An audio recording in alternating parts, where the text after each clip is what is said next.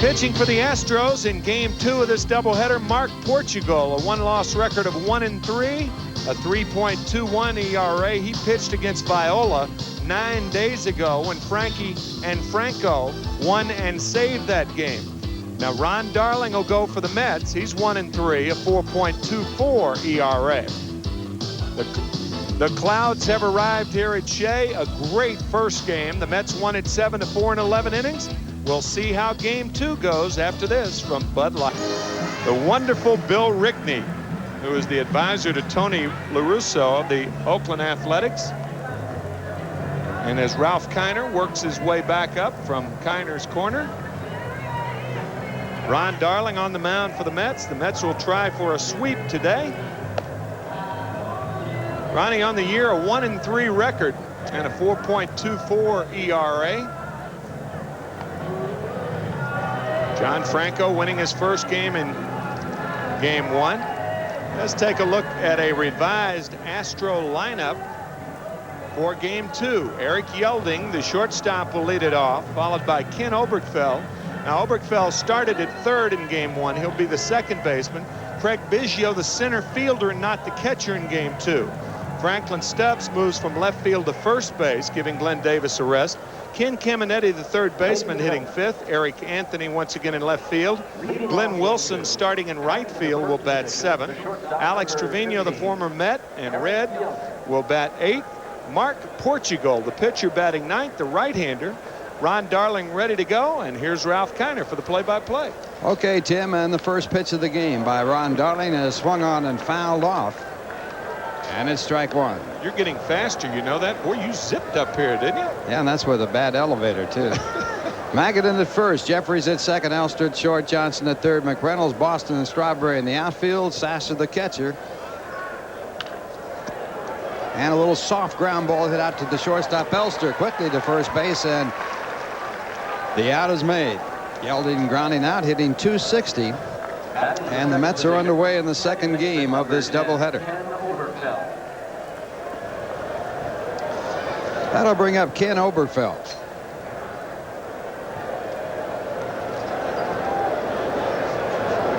Oberkfell hitting at .238 for the year. No home runs, 2 runs batted in.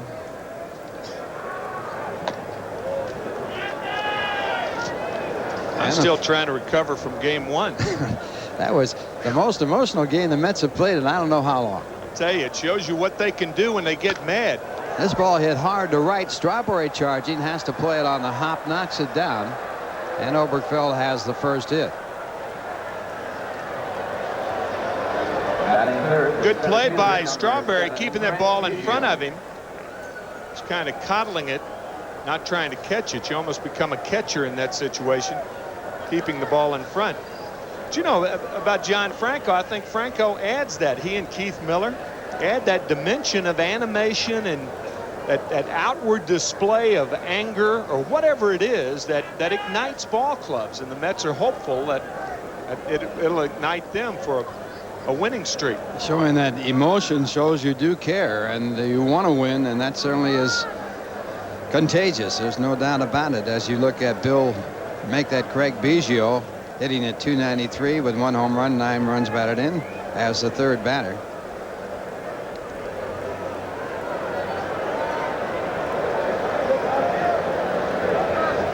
Ron Darling on the mound.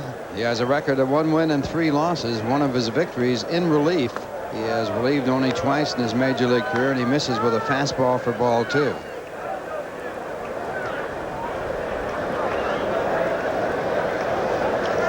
Ron, lifetime with a record of 88 wins and 58 losses. Lifetime against Houston, he has won 6 and lost 5.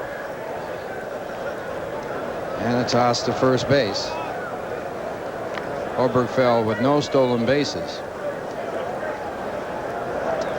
Houston had only 1 stolen base in the first game of this doubleheader. They had 5 in the first game of the series on Saturday afternoon, and that pitch taken for ball 3. 3 balls, no strikes.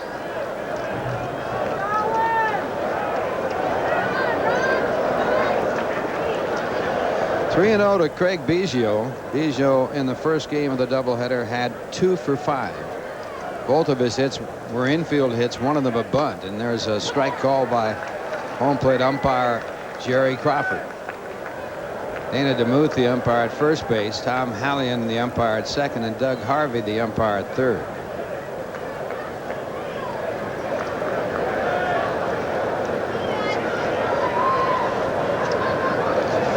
Three and one the count. And Obergefell draws a throw.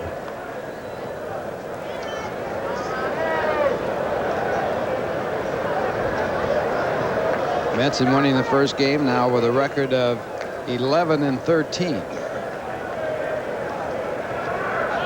And a bunt attempt, and it is bunted foul. And I agree with you, Tim. Bad play. You're looking for the long ball. 3-1 count. You can just pick the fastball, have it right down the middle, and take the big swing. My gosh, I mean, hitters dream of situations like that in which to hit. Biggio's done two strange things today. In game one with the runner at second, it's almost like he's saying he made a mistake. But in game one, he bunted with the runner at second and one out. I mean, you three-hole hitter, as Ralph explained, you want to pick that runner up. You don't want to move him along and leave it up to the next guy. And yeah, now with the count 3-1, he's bunting. You're not looking for the bunt base hit. You want the long ball in that spot. That's strictly a hitter's position. The runner goes, and the ball hit down the line, and it is fair. And it should score a run. Coming around from first base is Obergefell. He now will draw a throw at the plate. The throw is not in time. And going down to third on the throw home is Biggio. And that's exactly what he should have been doing on a 3-1 pitch. That's right. Yeah, I'll tell you, it's excellent base running by Biggio, going to third base on that ball. And really, Kevin Elster should have had help. He should have had help from Howard Johnson to tell him, hold the ball. With Obergefell running on the play, he almost walks home. There's no chance of getting him. And because Elster throws over Johnson, Biggio goes to third. So the Houston Astros, as they did in the first game, take the early lead as they score a run here in the first. Still a runner at third base and one out, and the batter will be Franklin Stubbs. And the first pitch is swung on and missed. That's being scored a double, and Biggio going to third base on the throw home by Elster. But when you're the cutoff man, you've got to have help from those around you. And Hojo really should have told Elster just to eat that one. And that way Biggio ends up at second with one out instead of third. On third base where he can score on an out, Mets are playing their infield back at first, second, and short. Johnson about even with the bag at third. And that ball hits it. So Franklin Stubbs hit by the pitch ball, and that will put runners at first and third. And Caminetti will be the batter. Batting fifth, third baseman number 11, Ken Caminetti. Mets set up a double play depth.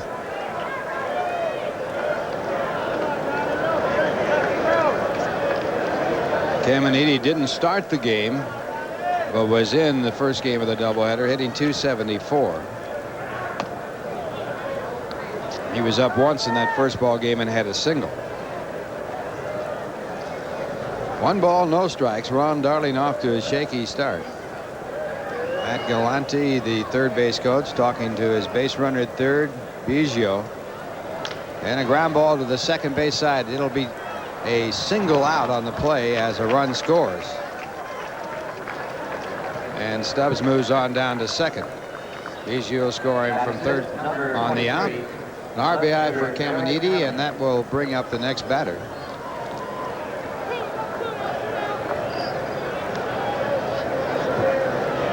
It is Eric Anthony. And that was the advantage of Biggio going to third. Had he gone just to second, he would still be at third with 2 outs.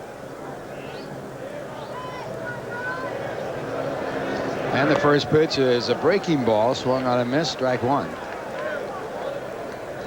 Anthony hitless in the first game, struck out 3 times, walked once, and scored. Batting .238, no home runs, 1 run batted in.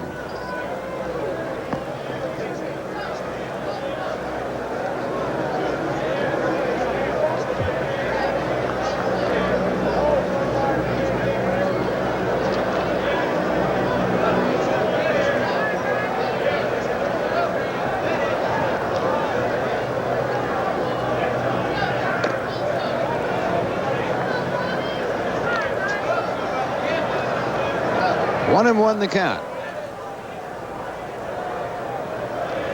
Houston leading 2-0. They had a 3-0 lead in the first inning of the first game.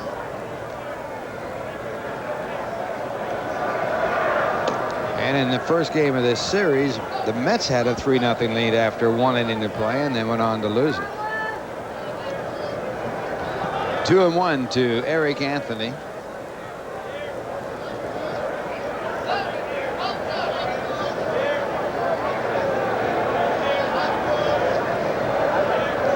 The 2-1 pitch. Swung on and missed. 2-2.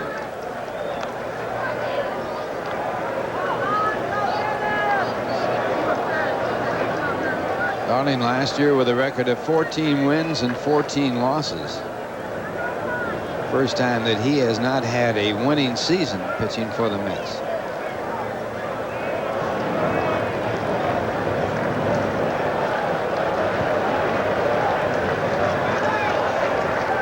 The 2-2 delivery. Bounce to the second base side. And Jerreries gets it over to first for the out that retires a side, but Houston picking up 2 runs on 2 hits. 1 man left in scoring position, and the score at the end of 1/2 inning. Houston 2, the Mets coming up. Now here's Oakley in front with 2 runs in their half of the first, and now the Mets coming up with Gregg Jerreries to lead off. Mark Portugal on the mound, 1-3 in the year with an earned run average of 3.21.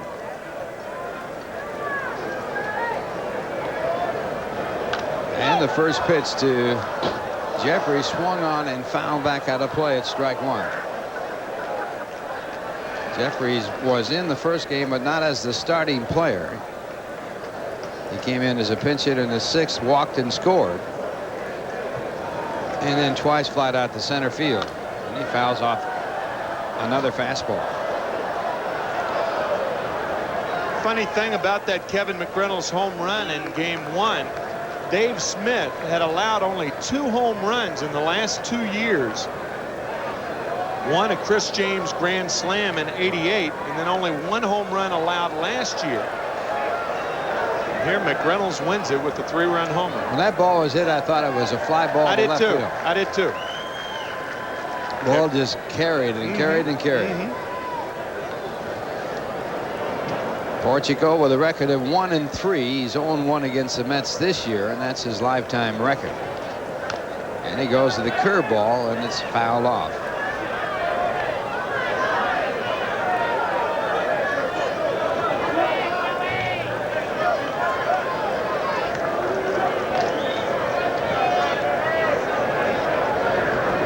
Count remains at strike 2, and the fly ball hit the left center field. A lot of hang time, but it will drive away from the center fielder. Jerreries on his way to second with a stand-up double.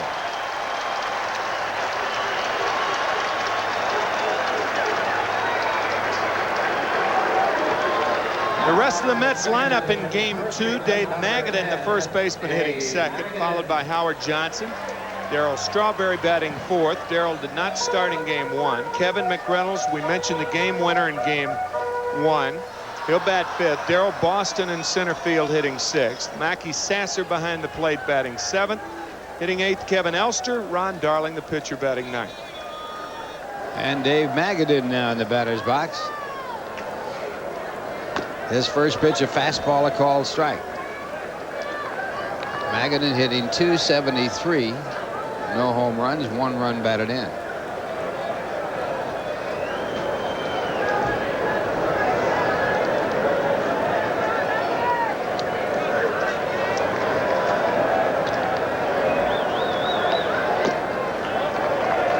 And that pitch, a ball. It's 1-1. Well, we have wristband day at the ballpark today. About 37,000 delighted fans, happy the Mets won it. Real comeback win for the New York Mets. They were trailing 3-0, tied it on Tuffle's 3-run home run, and then got behind in the 11th inning 4-3 and came back to win it.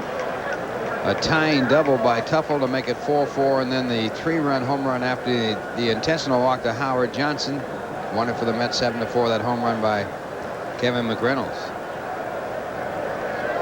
2-1 to Dave Magadan.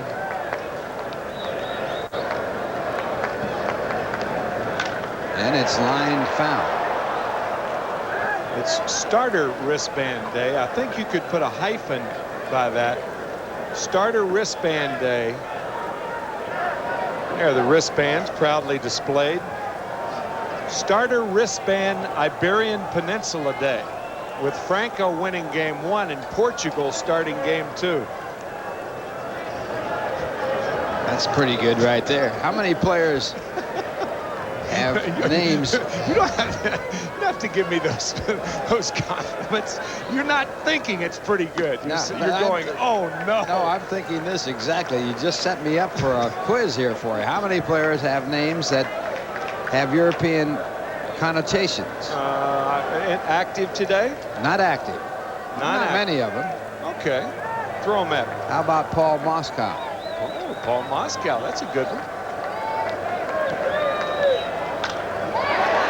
Little looper in the left field. It drops in. Jerreries had to hold halfway between second and third and then goes over. And he is on third base on the Texas League single in the left field by Magadan, and the Mets now have runners at first and third, trailing 2-0 with Howard Johnson coming up. I'll tell you, you might add Dave Magadan to that group. Not in Europe, but near Vladivostok. Magadan told me this. There is a port named Magadan. It's a Russian port, and it's named Magadan. So you could add him to that list of. We'll give you that one. Maybe Asia. How about Al Holland, left-hand pitcher? Yeah, Al Holland. How about Alex Madrid, a pitcher? That's another good one. And Howard Johnson checks on the swing, fouls it off, strike one. Now I imagine we'll get the post office busy. We'll get all kinds of letters about others that have played. There was a player named Jim York, so he would be in there.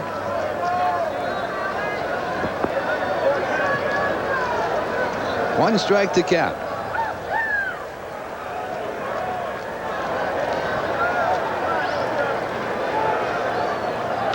And it's hit into center field, going back to make the play as Jerreries comes in to score from third. And the Mets now have one of the runs back they need to tie. The right fielder, number 18, Darryl. Hojo hits this ball awfully hard, tracked down by Craig Biggio. I'll tell you, in modern times, I can't remember a catcher catching a first game and then starting a second game as a center fielder. I'm sure it's never been done before other than by Biggio. He has played some center field. I mean, you hear of catchers maybe moving to first base or something, but not as a center fielder in the second game of a doubleheader. And now Darryl Strawberry, the batter. Johnson picks up the run batted in on the sacrifice fly, his 17th of the year. Strawberry, a pinch hitter in the first game of the doubleheader, the first time he's pinch hit this year, and he struck out.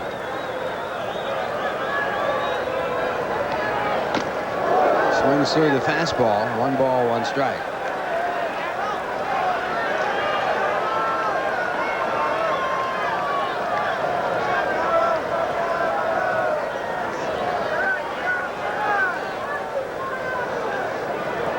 Strawberry hitting .241, 3 home runs, 10 runs batted in.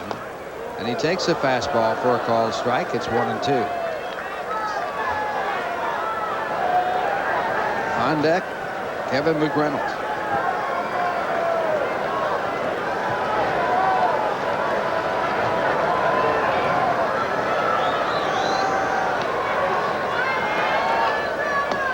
Struck him out with the curve.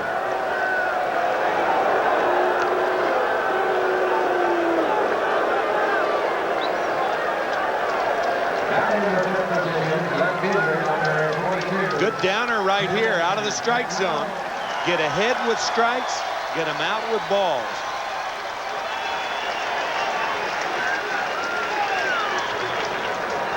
So now 2 men out, and Kevin McReynolds the batter. Kevin winning the ball game with a 3-run home run for the Mets. 7-4 with his home run in the 11th inning. And the first pitch, strike one.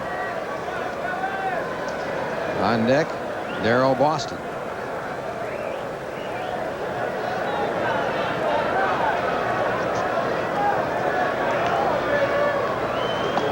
Off-speed pitch, and it's in there for a called strike. Strike two.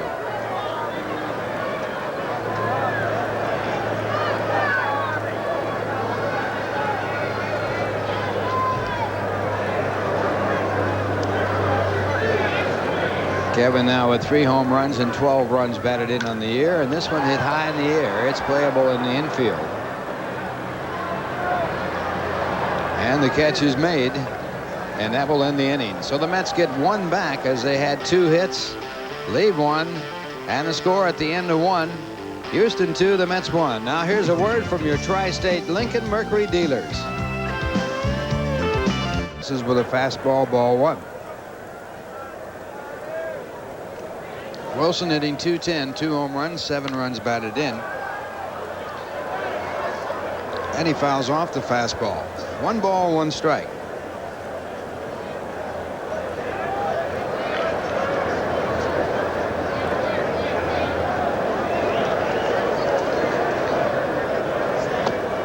And a ball call. The count 2-1 on Glenn Wilson.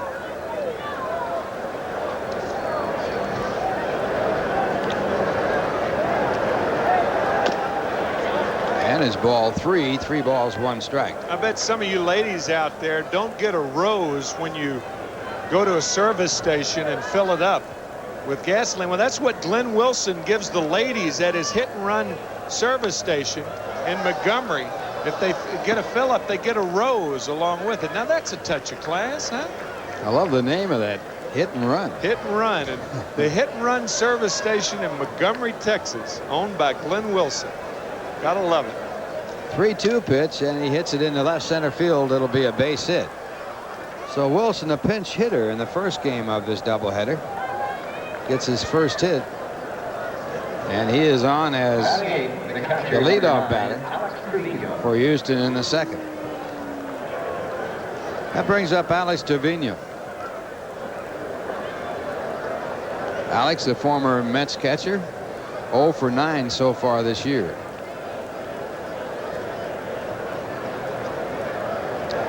From Monterrey, Mexico, and he fouls off his first pitch, strike 1. And yesterday was Cinco de Mayo. You know what the Houston people called yesterday? Cinco de yeah, May 5th. they have a large Hispanic audience, but they call it Cinco de Milo for Milo Hamilton at their broadcasting. That's clever. That's neat. Cinco de Milo. Independence Day for Mexico, the 5th of May, Cinco de Mayo. This ball bunted down the third base side, a great bunt. Donnie makes an unbelievable play. Cannot believe it. Well, I'll tell you, Ronnie, a Gold Glove winner last year, used to throw these types of balls away, but look at this play. Oh, boy. He throws a strike to get Trevino by about 3 steps, and Bob Sykes out to give Ronnie a towel. You just hope he doesn't get hurt on a play like that. He's got Trevino by 3 strides. Brilliant play by Ron Darling. Well, they'll probably give Trevino a sacrifice on that play, but it shouldn't be. Yeah, with the pitcher coming up, you know he's not trying to get the runner over to second base, so the pitcher will have to drive him in. Portugal, not too bad a hitter as a pitcher, 222 as you can see, 2 for 9 in the year. He's driven in 1 run. Houston leading 2-1. We're in the top of the second inning. The Mets winning the first game 7-4 in 11 innings, and that pitch a ball.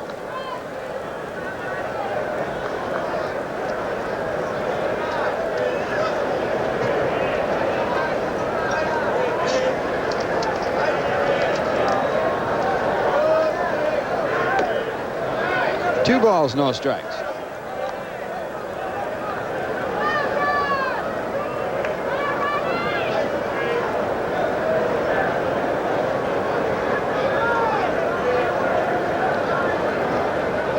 Mark Portugal, the batter. 2 balls, no strikes. And he takes all the way, and it's 2-1.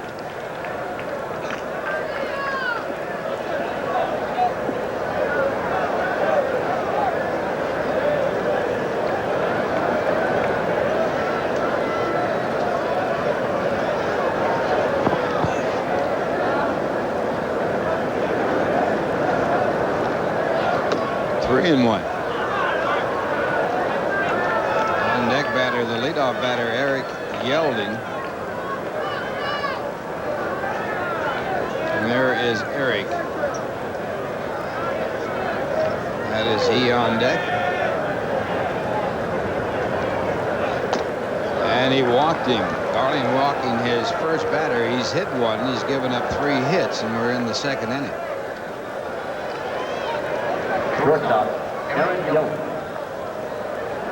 Throwing a baseball with accuracy can be such an unusual art. I mean, here Ron Darling just makes a play at third base, an off-balance throw to first, twice as far as the pitcher's mound to home plate, and ends up walking the pitcher. Throws a strike to first, but can't to home. And here's the pitch on which he made that brilliant play. Watch this play again. Boy, that'll make a highlight film. A strike to Magadan, and then he walks Portugal. Can't figure it out. Can't figure this game at all. And there's the first pitch, a fastball that's high for ball 1 to Yelding. Yelding 2 for 6 in the first game of the doubleheader.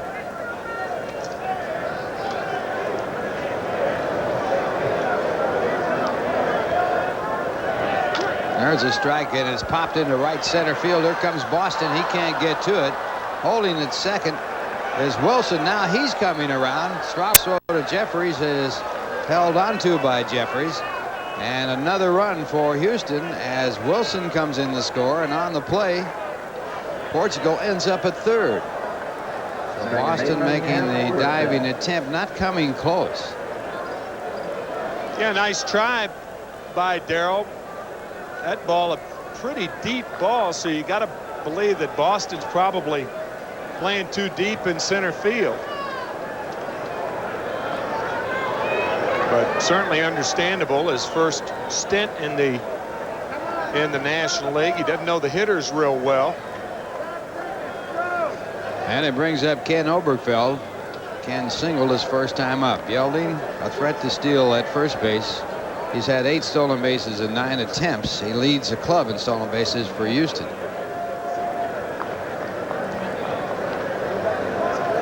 Quick throw, and it's close.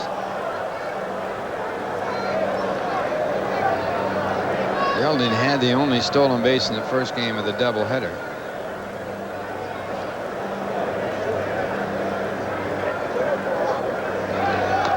And the ball is outside, dropped by Sasser. Yelding going down to second, makes a bad throw to second. It's picked up though by Jerreries on the short hop.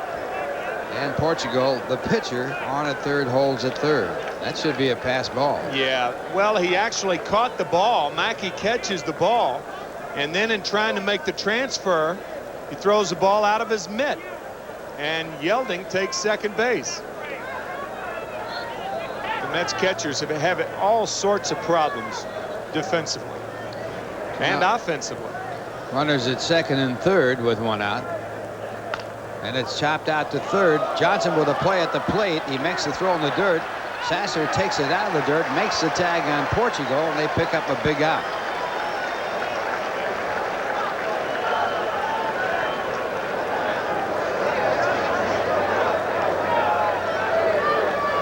Low throw from Howard Johnson. A good defensive play by Sasser. And you could see a little bit of white coming out of that mitt. Looked like it hit the heel of the glove. And Mackey maintains control to come back down with the tag. Nice play by Mackey Sasser. And now Portugal sliding into Sasser. Looks like he may have hurt a knee, twisted a knee or something.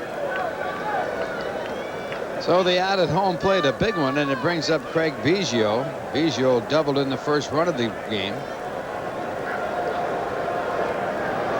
His first at bat. And he gets a curveball for a called strike. Houston leading 3-1 with 2 men out in the top of the second inning.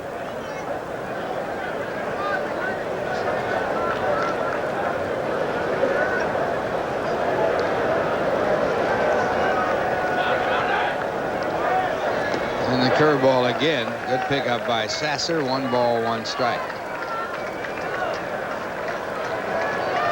I'll tell you, Oberkfell is not a base stealing threat, but if he runs, you really have to watch Yelding at third, because if you don't look at him and then throw through, Yelding could walk home. Houston may try to pick up a cheap run since it counts 0-2 to Biggio. Darling paying some attention to the runner at first. I wonder if they employ that fall down play. Houston. Runner fakes falling down. Actually doesn't fake it, does fall down, and then there goes Oberkfell and no throw. They just let him go.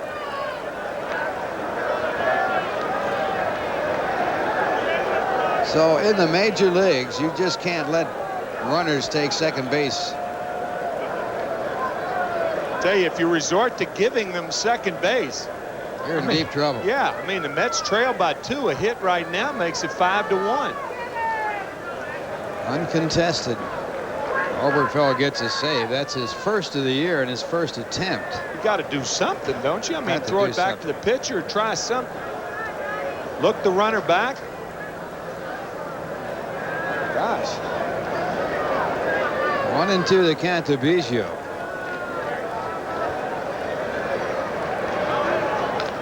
And it's hit off the end of the bat. Split finger fastball. Count stays in 1 ball and 2 strikes.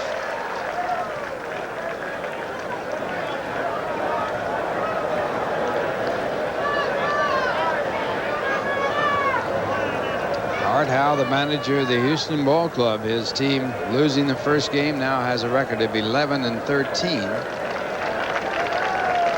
Cincinnati won their ball game, so Houston now 7 games out in 3rd place. Struck him out. Sasser flips it after claiming that he caught it in the air, but there was no call by the home plate umpire Jerry Crawford, and fortunately for Sasser, he got the ball down to first after not catching the strike. In the inning, 1 run on 2 hits and 2 men left on base to score. At the end of 1.5 innings, Houston 3, the Mets 1, and here's a word from DHL Courier. Breaking the action is a good time for you to break open a nice cold Budweiser and enjoy that clean, crisp taste. Yeah, this Bud's for you. Houston leading by a score of 3-1 in the first game. They lost in the second game. They lost the first game 7-4 in 11 innings, and Darryl Boston will lead it off for the Mets. Darryl looking for his first hit in the National League. 0 for 7.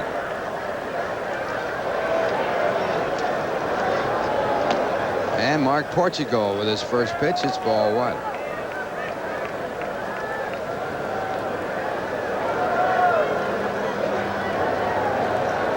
That's had a run in the first inning on 2 hits, and they count 1-1.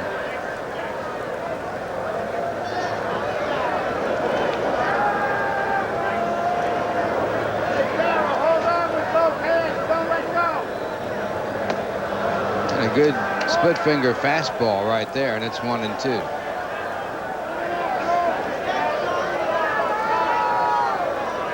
Portugal pitched in the American League, was with Minnesota in 1988, was 3-3 with 3 saves. And this ball hit fairly hard to the second baseman, but fielded by the catcher, the second baseman for the out. Sasser. Ken Oberkfell playing second base. So Boston back to the bench, 1 away, and Mackey Sasser will be the batter.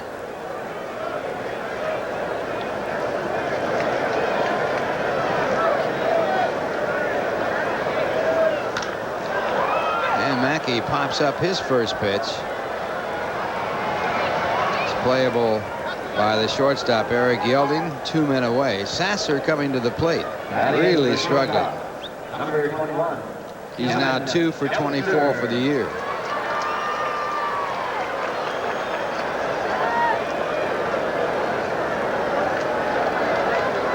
That will bring up Kevin Elster. Elster also struggling, hitting .092. He does have 2 home runs and 7 runs batted in. Was 0 for 4 in the first game.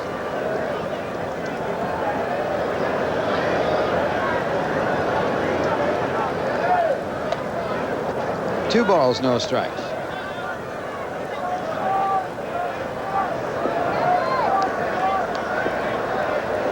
On deck batter Ron Darling.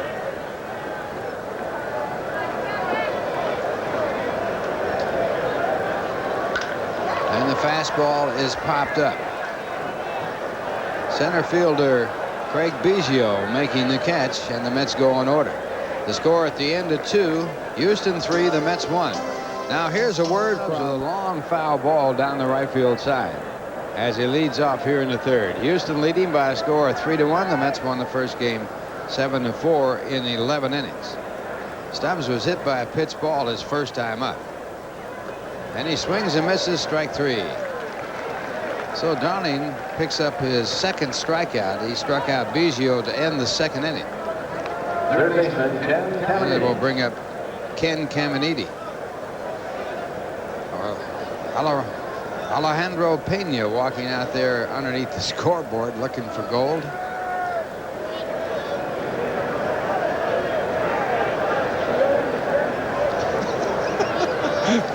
What is he looking for? I don't know.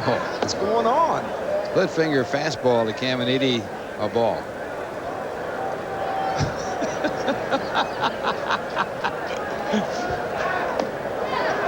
Again, the split finger, this time a swinging strike, 1 ball, 1 strike. Remember that movie, Shane? Come back, Shane. Alejandro. Que pasa? Now a curve, it's called a strike. It's 1 and 2. He's out near the Big Apple deal now. It's Alejandro. So just call me when you got to get me up. I'm getting my walking in right now. Don't stray too far away.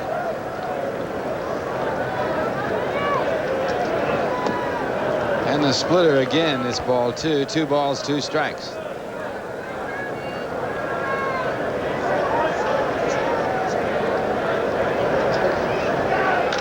Fastball hit down the left field side. If it's fair, it's extra bases. It is fair.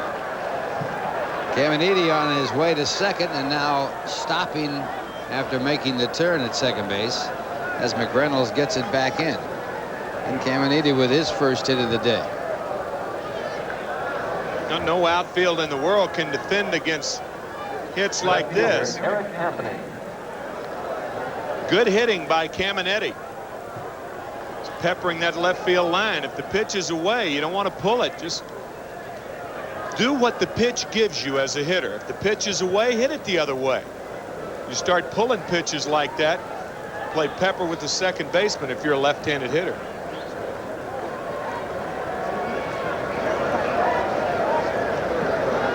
And that brings up Eric Anthony. Anthony grounded out his first time up, and time is called by Sasser. I think Darling wants to change signs, but to think that Eric Anthony, a rookie who is just concerned with getting his bat on the ball, is going to take a sign from a guy at second base is thinking too much. No way Eric Anthony is going to be taking any signs. He's just trying to hit what he sees. Anthony hit hitless in the first game with 3 strikeouts. He did walk, and he scored a run on the balk call by Doug Harvey that put Houston in front. A balk call with the bases loaded and John Franco on the mound. That gave Houston a 4-3 lead in the 11th inning. Precipitated a very strong argument, as you could believe. 1-1 to Eric Anthony. Batting .238 coming into this game.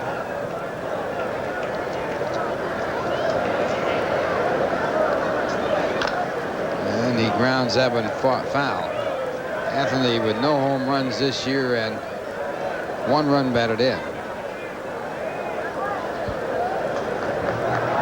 Frank Viola charting the ball game. He'll be the starting pitcher tomorrow night. Charted the first game too.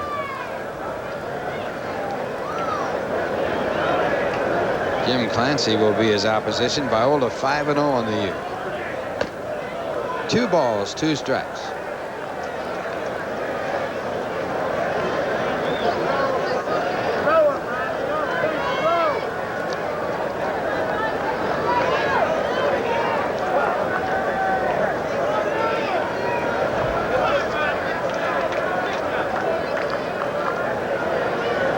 Anthony in 25 games, his first time around in the major leagues, hit 180 with 4 home runs.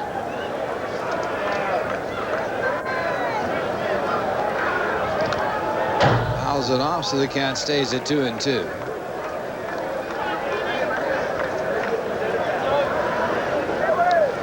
Born in San Diego, California, he now lives in Houston, Texas.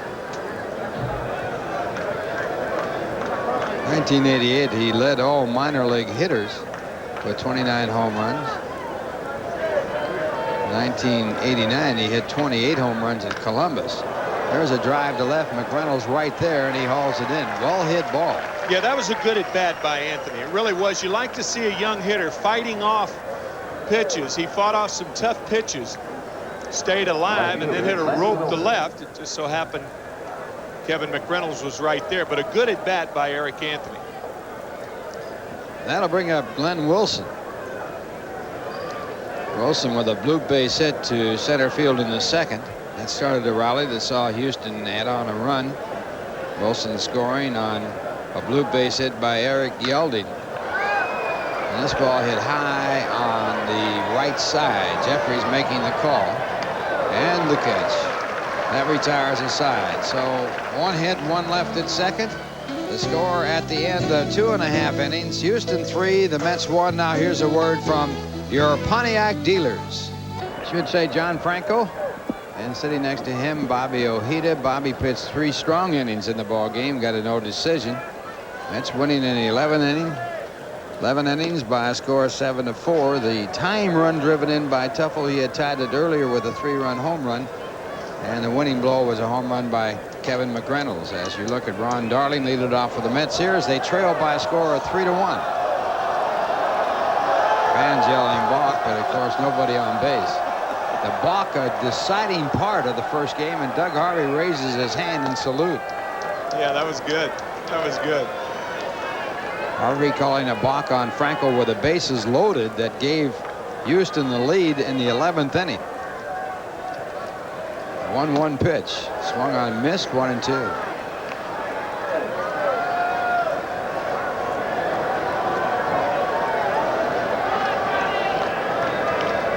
Mark Portugal, the pitcher, and he throws a breaking ball that's fouled. The count stays at 1 ball and 2 strikes. Darling 0 for 4 so far this year.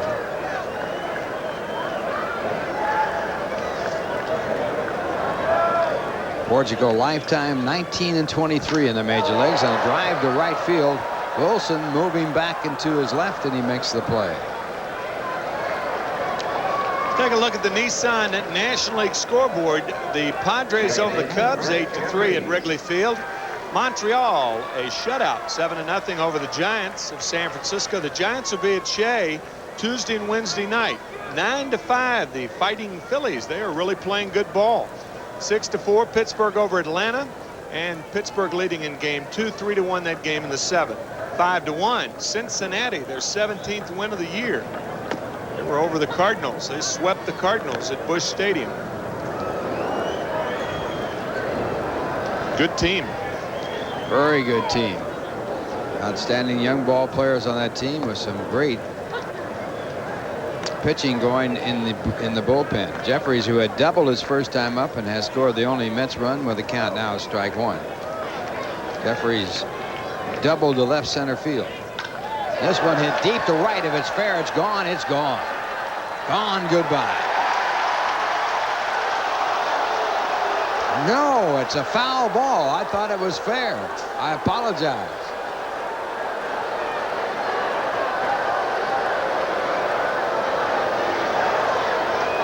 So Jerreries with a foul home run, and I made a foul call. Chicken dance, foul ball. Just foul, too. Oh, boy. So the long strike, and it's strike 2 and back again. And this one hit out to deep right field. Wilson back. Is it going to go? It is gone. Goodbye. Thank you very much. Now that was Thank fair. you, Mr. Jerreries.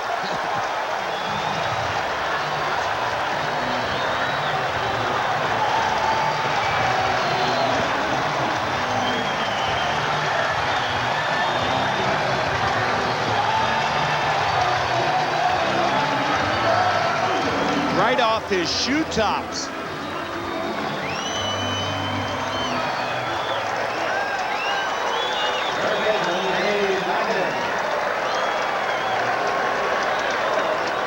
Second home run given up by Portugal this year. It puts the Mets within 1, and it brings up Dave Magadan. Dave with a single his first time up, hitting .294.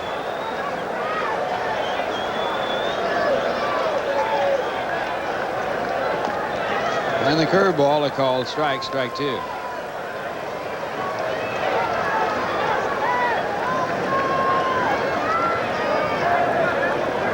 Jerreries a home run in the first game of this series. Now has 3 home runs on the year.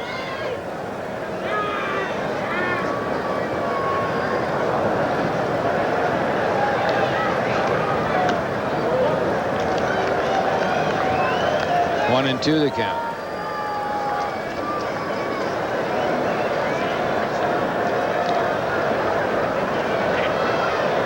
Like a bird goes after a worm. Jerreries went after that low breaking ball. Oh, I'm telling you, he really went down and got that ball. That was a rocket. When he hit that home run off Mike Scott, it came after Scott had hit him with a pitch ball.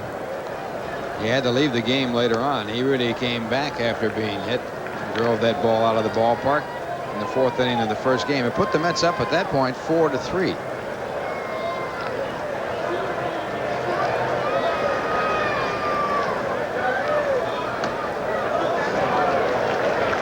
Three balls, 2 strikes to Dave Magadan. Mets trailing by 1 now with a home run, putting them behind by 1 run. It's 3-2 the Astros.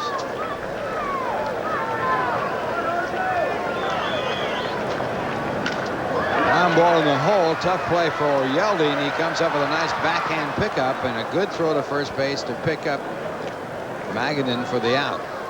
We looked at the National League. Let's take a look at the Nissan American League scoreboard. 11-7 Toronto over Detroit. Cecil Fielder with 3 home runs in that game for Detroit.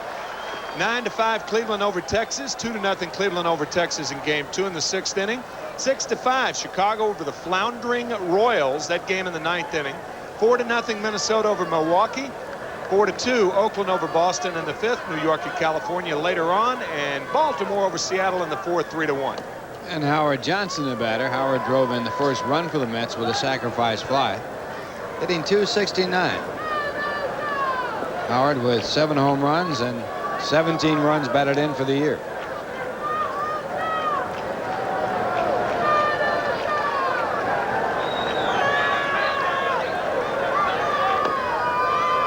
And the off-speed pitch for ball 2. 2 balls, no strikes. I guess Cecil Fielder leads all major league hitters in home runs now. I think that's 10 for him. Yep, 10.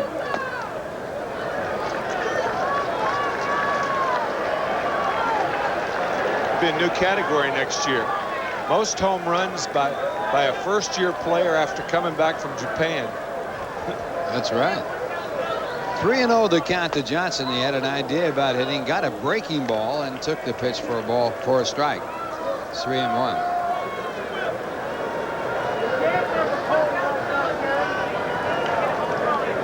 Johnson walked intentionally in the 11th inning to get to Kevin McReynolds. And McReynolds with a 3-run home run to win it. This ball ripped to right field, going over as Wilson. Good defensive outfielder. And he makes the play. But the Mets get one in the home run by Jerreries. No one left on base. The score at the end of 3. It's the Astros 3 and the Mets 2. Now here's a word from your tri-state Ford dealers. Top of the 4th inning.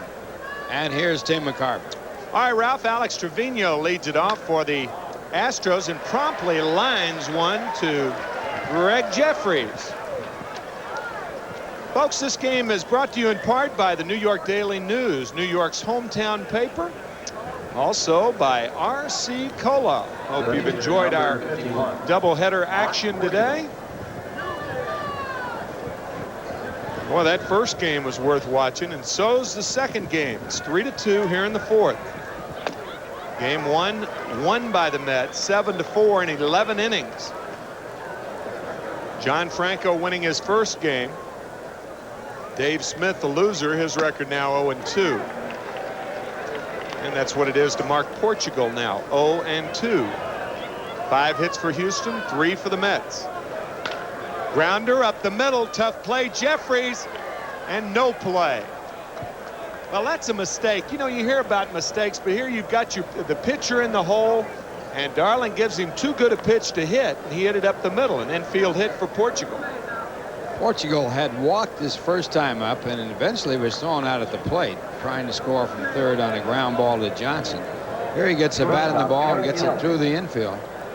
And he picks up a base hit, and that's his 3rd hit of the year. He's now 3 for 10. Wisely, Jerreries held on to the ball. Eric Yelding now the batter. Boston in right center is shallow. Strawberry is shallow, but the gap is in left center. And the curve for a strike. McReynolds really too deep in left field. Yelding, you see the disparity right there. McReynolds deep in left, Boston properly in right center. That's where Yelding dunked one his last time up for an RBI single. He hasn't hit a home run in the major leagues. No, he's a right field hitter. He's not a guy who's going to drive a ball over McReynolds' head. Certainly not to the opposite field. Not yet.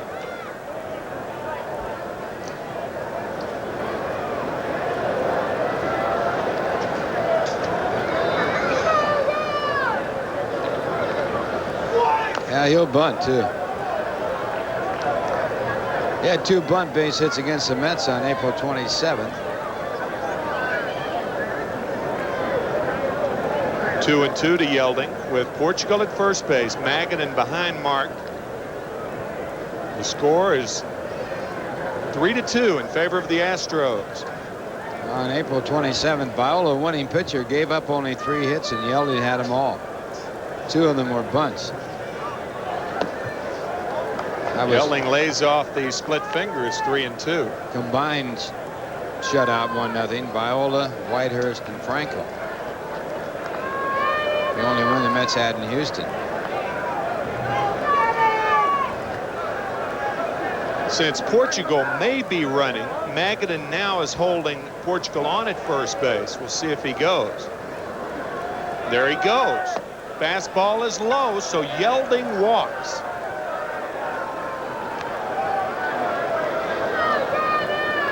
That'll bring up Ken Oberkfell.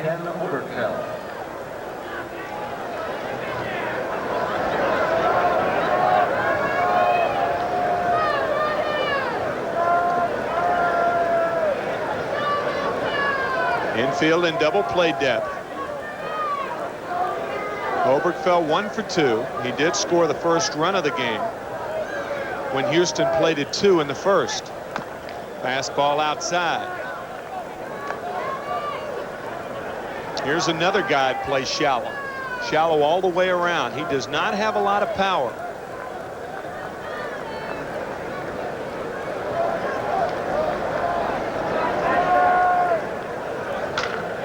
This one hit to right field, and this one is out of here. Home run, Ken Oberkfell. And the Astros lead it 6-2. right on the heels of he does not have a lot of power.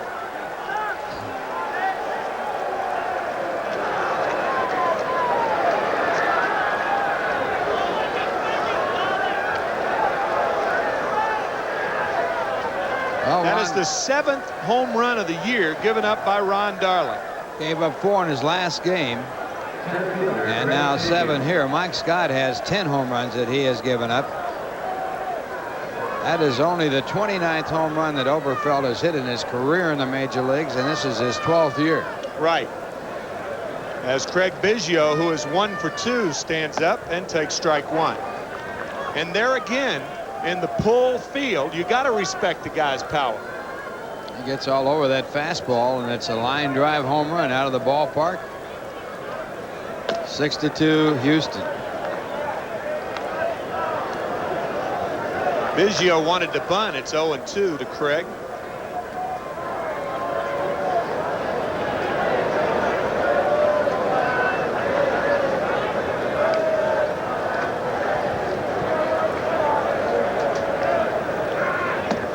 Outside, ball 1. 1-2 to Craig Biggio.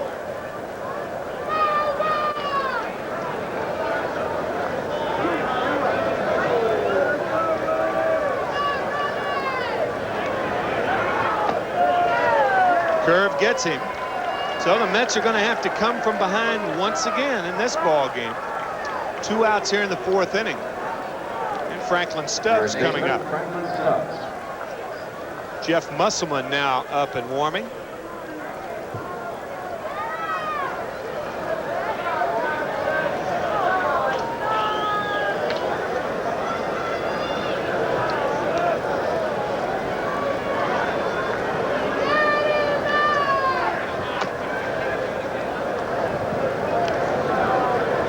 We talk often about how the Mets outfielders play deep, and we are talking, when we talk about that, the opposite fielder. Almost all major league hitters, you really have to respect their power to the pull field. And a guy like Oberkfell, no exception. Unless you're talking about Casey Candell or Gerald Young hitting left-handed, or Yelding, guys who have not shown a lot of power. Jose Uribe of the Giants, Ozzie Smith, who has, what, 2 home runs hitting left-handed in his career. One of them in postseason, I believe. Yeah. Grounded towards second. Jerreries up with it. But the infield hit by Portugal and the walk to Yelding set up the 3-run homer by Oberkfell. It's 6-2. Houston over New York. We'll be back after this from the New York Daily News.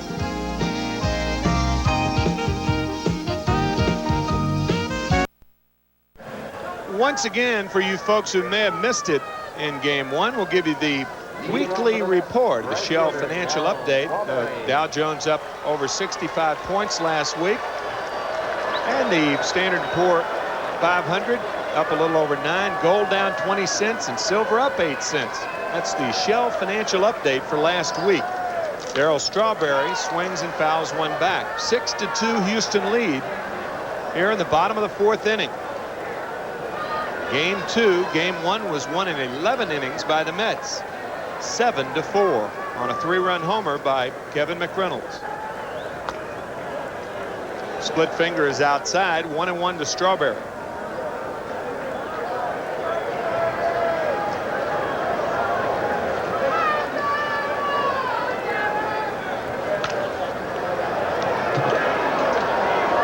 Ball and 2 strikes to Darryl.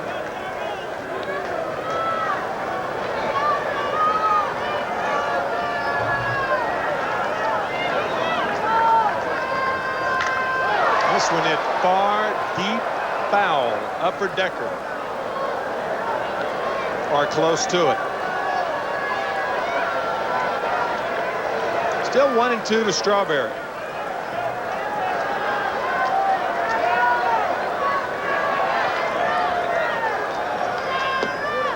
You know, Ralph, when Darryl first came up, even up to a couple of years ago, I don't remember him picking his right foot up that much. It's gotten bigger every year. I do think picks it up, and Portugal sets him down. Second strikeout, both Strawberry. I do think he's gotten bigger every year, and he does it actually to keep his weight back. Left fielder, Kevin McReynolds. I think one thing he has done this year to cut down on that cocking of the bat some. He used to do that even more, as you see it there. And he was guessing and guessing wrong on that pitch.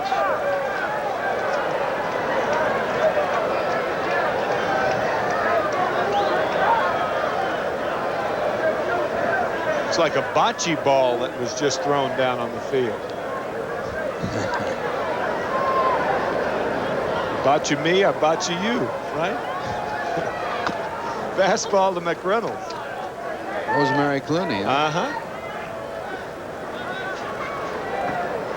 Rosemary Clooney came from Cincinnati, and she started out singing with her sister. They were known as the Clooney sisters, and they were big Cincinnati Reds fans. They were and they took their, imagine that, they call themselves the Clooney sisters. Curveball grounded to short, off the left arm of Yelding. We'll see how it's going to be scored. Was a bad hop. Certainly could be scored as a base hit. The ball coming up at the last minute. Yelding has made 2 errors prior to this one. We'll see how it is scored.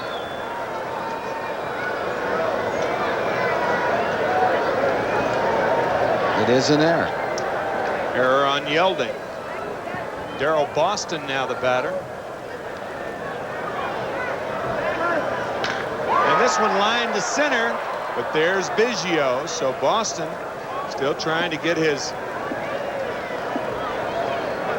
first National League hit. He's now 0 for 9 with the Mets. Go ahead, tell us about the Clooney sisters. Well, that's where they got started, and of course she went on to great acclaim and fame. A distinctive voice, huh? They were Cincinnati Reds fans, were they? Big Cincinnati Reds fans. Bing Crosby, of course, sort of in a friendly way adopted her, and she sang a lot with Bing Crosby. As opposed to an unfriendly adoption. Yeah. Right? 1-0 to Sasser. She was married, of course, to Jose Ferrer, who was a great baseball fan, still is. He narrated a wonderful documentary on Roberto Clemente that was done. Jose from Puerto Rico, as was Roberto Clemente. 6-2 Houston lead. Mackey, Sasser in the throes of a 2 for 24 slump.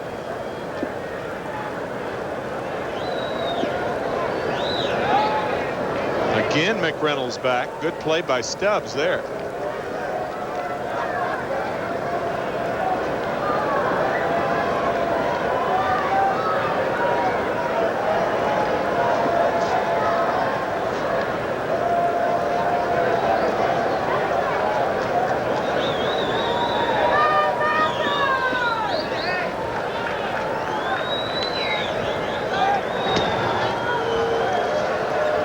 Portugal worrying too much about McReynolds. He's got a 4-run lead and continues to throw to first.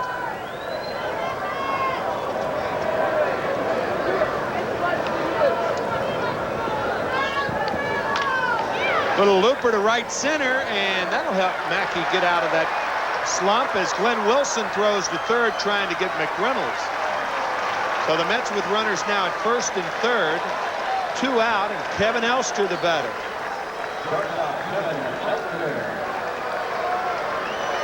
Well, Sasser gets his 3rd hit of the year. Watch this arm of Glenn Wilson. He has led the outfield in assists several years, and he can really fire that ball.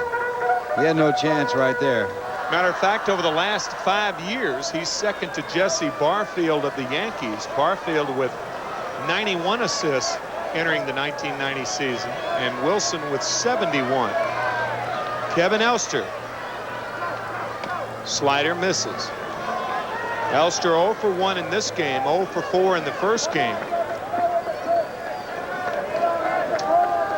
Now 7 for 77 on the year. Dreadful start.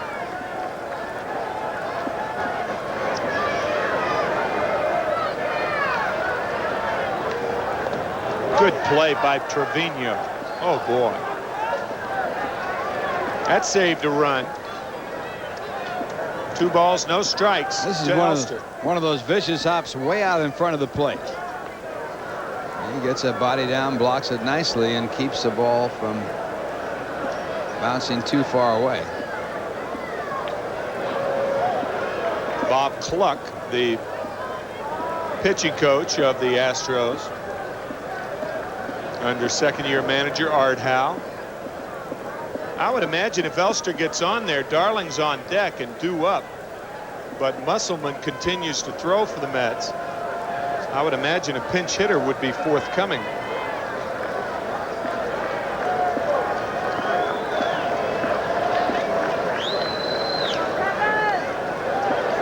Glenn Wilson has asked for the glasses.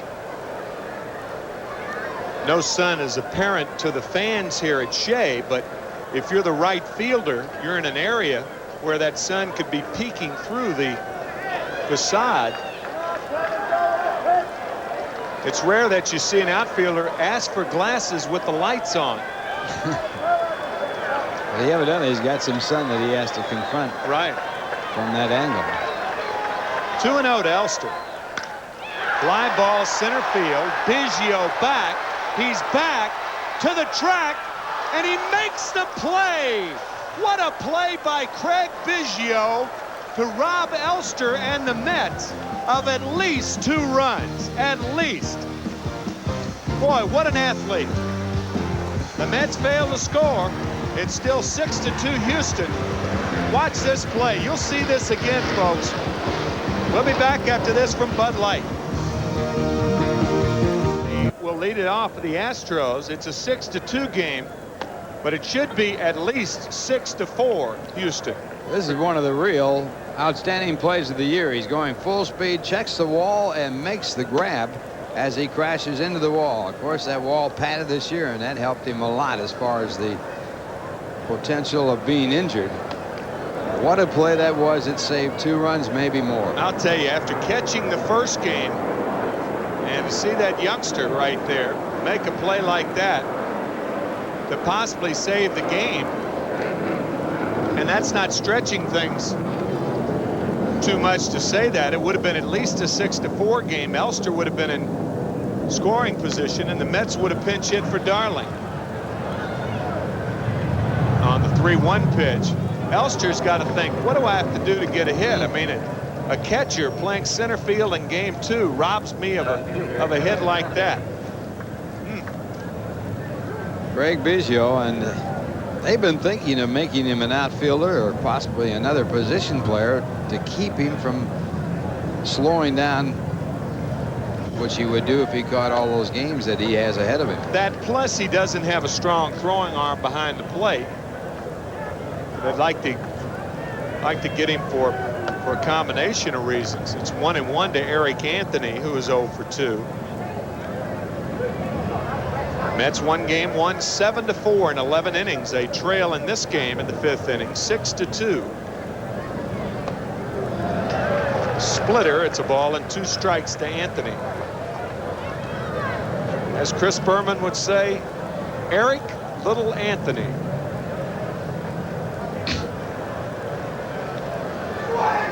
One of Ralph's favorite singers, along with Rosemary Clooney. I understand they're trying to work a knack together. Little Anthony and Rosemary Clooney, or Little Anthony and the Clooney sisters. I can see it right now.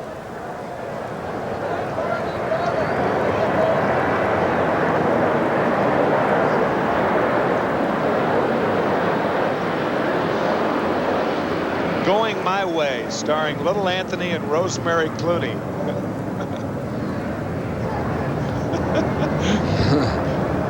3 balls, 2 strikes to Eric Anthony.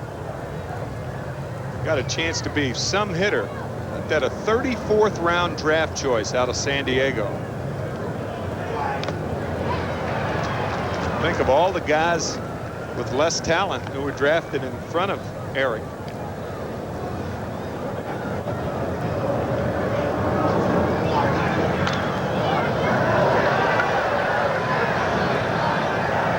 Still 3-2. 6 earned runs. His 7th home run yielded. He yielded 4 in his last start against Atlanta.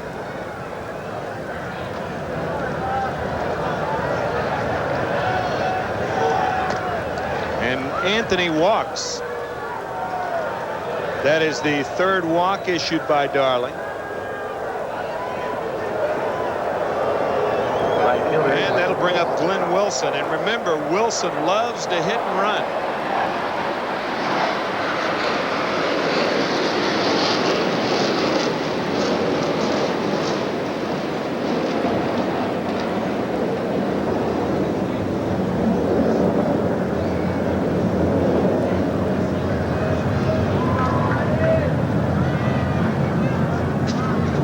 Outside and low, ball 1.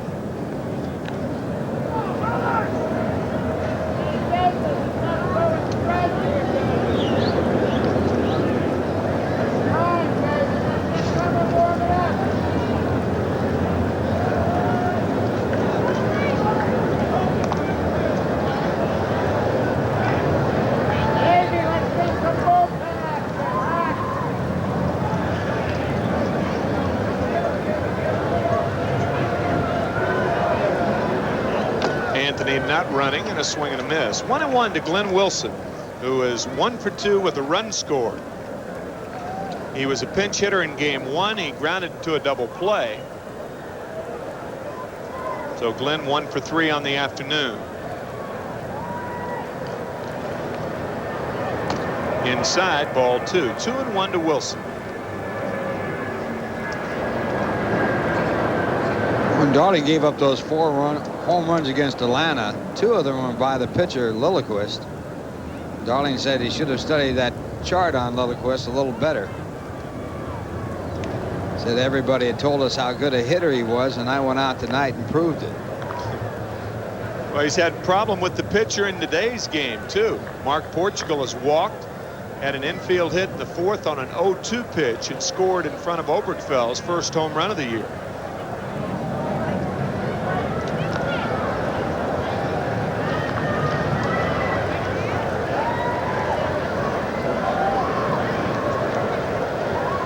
There goes Anthony, and this one popped up. Shallow left field, and Anthony going for the decoy. And forget that, folks. They'll appeal that at second base, and he'll be out. Jerreries and Elster, and he is out because in rounding second base, he took a shortcut. He went back to first without touching second. Eric was very confused at second base. Still 6-2 Houston, middle of the 5th. We're back after this from the Las Vegas Board of Tourism. You don't look. Now watch Eric Anthony. You don't know where the ball is. See, he never looks at the hitter. Consequently, he's got to rely on Elster and Jerreries. And look, they're going through the double play motion while the ball's being hit to shallow left field and on the way to first. Now Eric makes it to first before the ball does. The problem was he had rounded second and he didn't touch second returning. So a double play, and here's Ralph for the play-by-play. So for the old fake double play, as you look at the pinch hitter Tom O'Malley batting for Ron Darling. That was a big league decoy to get a runner to slide into second on a fly ball to left. O'Malley hitting .091. He's 1 for 11 this year, and he pops it up. Biggio in center field, playing the other end of the diamond here in the second game. He started the game as a catcher in the first game, and he pulls it in. And if you just joined us, he made one of the great catches to keep the Mets from scoring 2 runs. Second baseman, Gregg Jerreries. That was in the last inning. That puts him right back in the ball game. Now Gregg Jerreries a batter. Jerreries has doubled and homered in his 2 appearances. On the mound is Mark Portugal.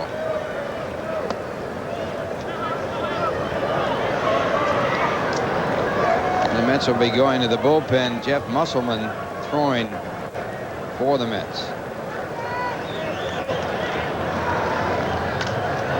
And this ball has popped up on the third base side.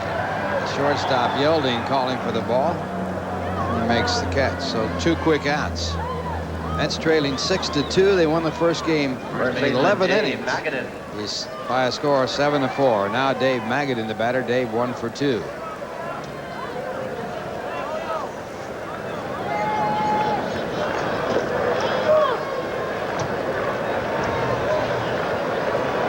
Houston now to a 2-0 lead in the first inning. That's ball 1. Mets got a run back in the bottom half of the first. Houston then added on another run in the second to make it 3-1. The Mets got one of those back in the third on Jerreries' home run. A strike call, 1 ball, 1 strike, but then Houston got 3 runs in the top of the fourth on a 3-run home run by Ken Obergefell. And they lead it 6-2. There's ball 2, 2 balls, 1 strike.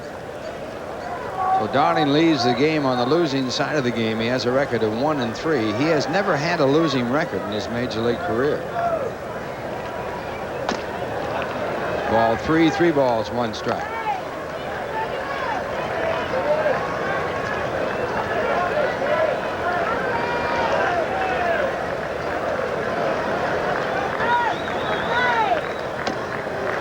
And 2.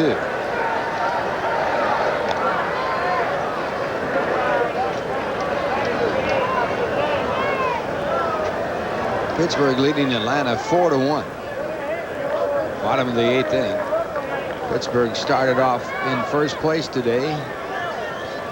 2 games up on Philadelphia. As you looked at Howard Johnson, the on-deck batter. And this ball hit the left field. Anthony going back into the corner, and he runs it down. And the Mets are out. 1-2-3 for Portugal, and the score at the end of 5. Houston 6, the Mets 2. Now here's a word from Nissan.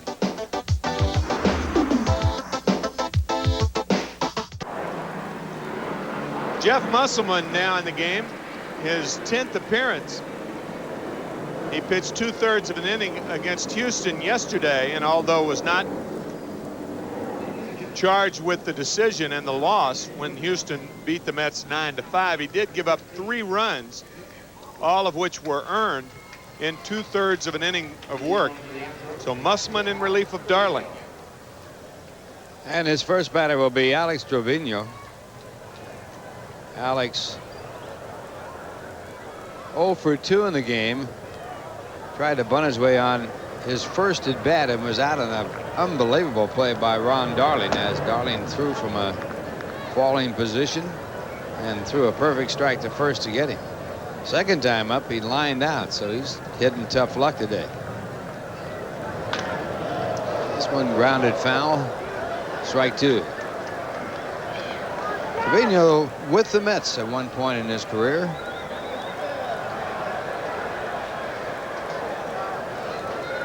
The only team in the National League West with whom he has not played are the Padres. Fouled it away, and the count will stay. 2 strikes to count.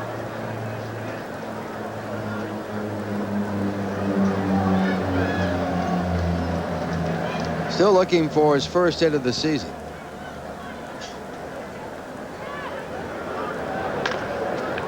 And it's chopped out to the first base side. Magadan, a good play. Covering at first is Musselman. And he's still looking for his first hit of the season. He's now 0 for 12.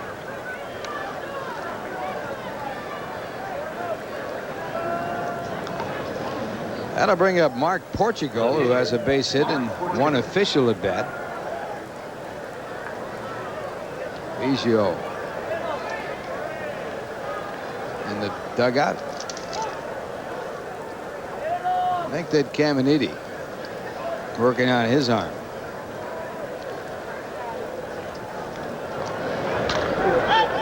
And the first pitch to Portugal has popped up on the second base side. 2 men out. Jerreries making the play, and that'll bring up Eric Yeldon. Jeff Musselman really working on his arm strength over the winter, as he just threw that one to Portugal. It's a long way, right? It's a long throw. Well, only a guy named Musselman can throw one to Portugal, right? all the way across the Atlantic Ocean.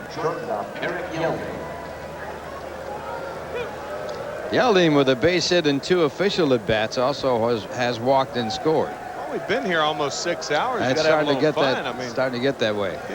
Rosemary Clooney, the Clooney sisters.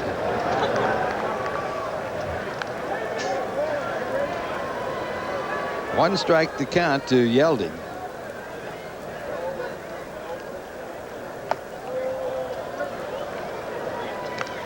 You imagine somebody trying to learn the game of baseball, and he goes to his first game, and here's an announcer say, "Here's a pitch to Portugal."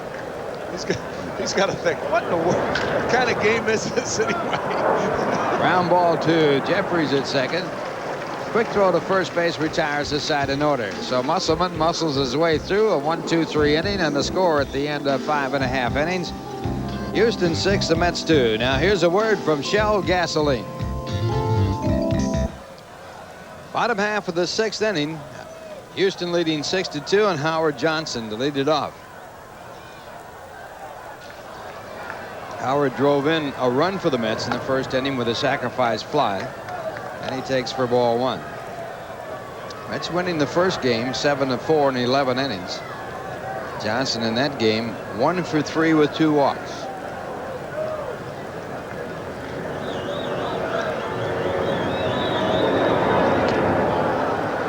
The split finger fastball swung on and missed. 1 ball, 1 strike. Coming into this doubleheader, Howard Johnson had hit home runs in 4 of his last 5 ball games.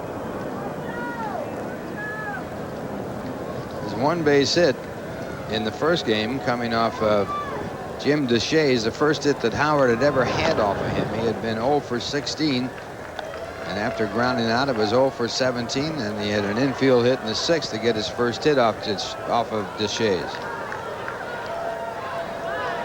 Now hitting against Mark Portugal.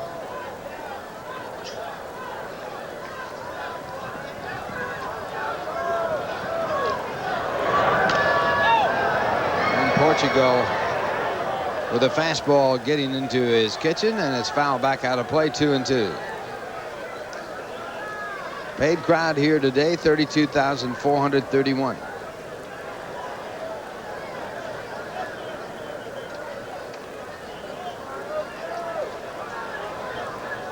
Johnson hitting .266 on the year with 7 home runs, 17 runs batted in, and a good curve, but it's out of the strike zone.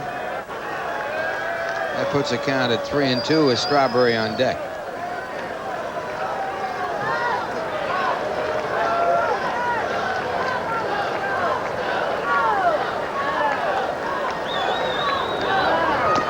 And he struck him out. Johnson fooled with an off-speed pitch. 3rd strikeout by Portugal. He had struck out Strawberry in his first 2 appearances. As Art Howe nods approval, Houston trying to get a split in this doubleheader. Strawberry appeared as a pinch hitter in the first game and also struck out, so he has been up 3 times in the doubleheader with 3 strikeouts.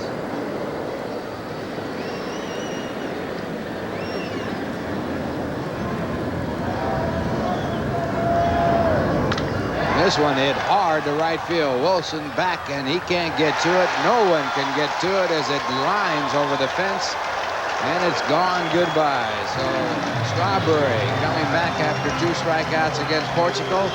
It's a home run, and the Mets get 1 back.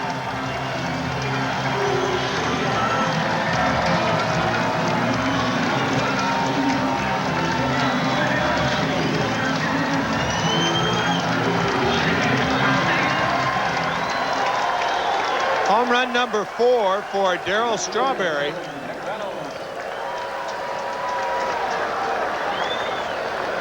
This ball is hit so hard, it's just a question of height.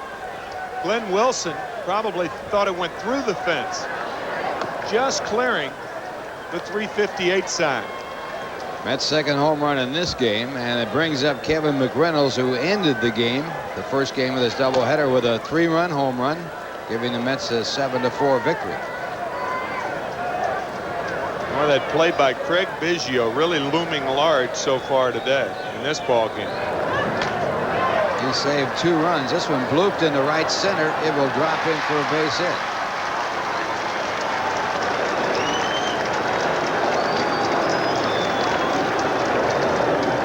McReynolds now has hit in 14 of his last 15 games. That was in the 5th inning. The play by Biggio with 2 on and 2 out. He catches Kevin Elster's high fly ball near the 410 sign in center field to end the inning, and it was really a spectacular play by Biggio. If he had not made that play, it would have been at least 6-5 at this point. He saved 2 big runs or more. And Boston squares into bunting position, takes low for ball 1. Boston 0 for 9 in the National League. Lined out to center in the 4th inning after grounding out his first time up.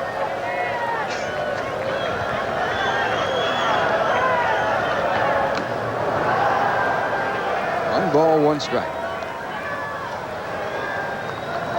Boston batted once for the White Sox before the Mets claimed him on waivers. He was 0 for 1. He was acquired by the Mets on unconditional release waivers, irrevocable. In the dirt, good play by Trevino, and 2-1. Boston could have not signed with the Mets and could have become a free agent with a chance to sign with any other ball club, but by signing with the Mets, he's assured of the salary that he signed for when he was with the White Sox.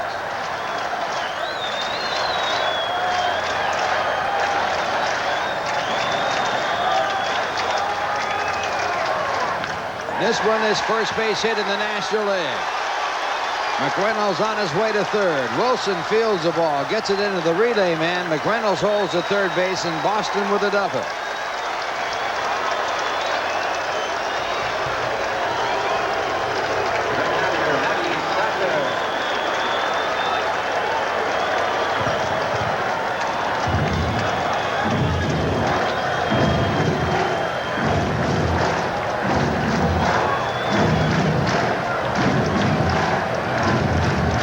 First hit, an extra base hit as he ropes one down the right field line. Played nicely by Glenn Wilson.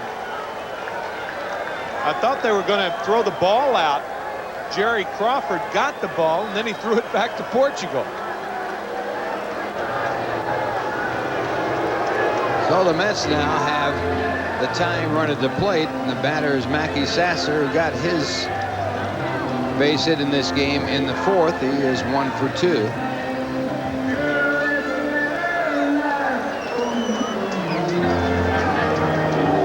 Danny Darwin starting to throw in the bullpen for Houston. Darwin in the first game.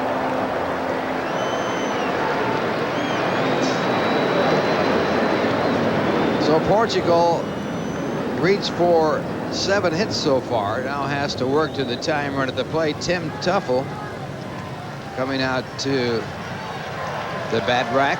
Tuffle, one of the heroes of the Mets win in the first game. He tied the game twice, once with a 3-run home run, once with a double.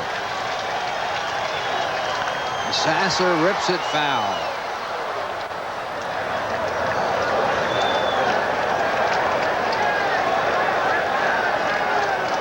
Sasser has not had a run batted in this year. He's had 3 hits and 25 at bats.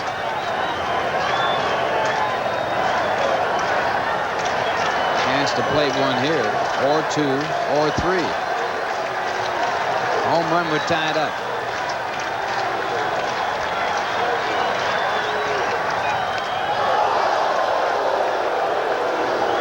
Curveball almost hits Sasser. Good catching the ball by Trevino.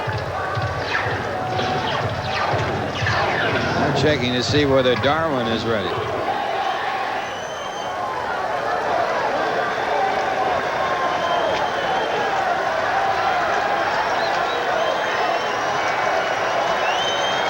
Won the count. And again, it's in the dirt. Another good block by Trevino.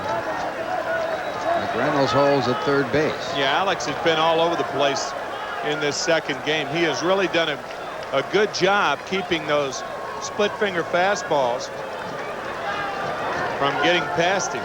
Boy, that is great technique right there. Good job by Trevino again.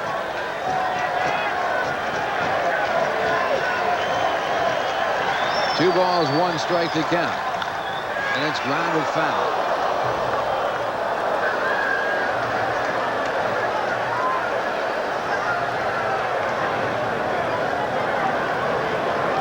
McReynolds, the runner at third base. Austin, the runner at second. One man out. We're in the bottom half of the sixth inning.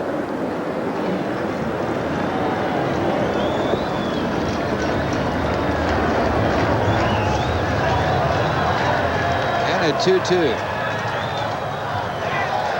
Again, the breaking ball, and the count full at 3 balls and 2 strikes.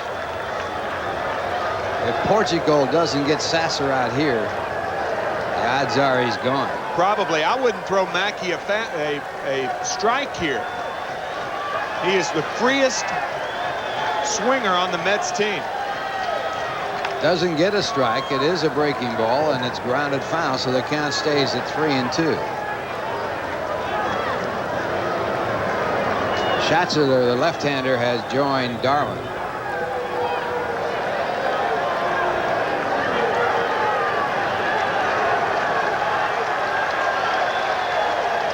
Portugal doesn't like the sign that Trevino has put down for the next pitch, so he asks for another set. And again, he goes into the windup. This hit deep to right field. It's going, and it is gone. Goodbye. 3-run home run ties the ball game for the second time today.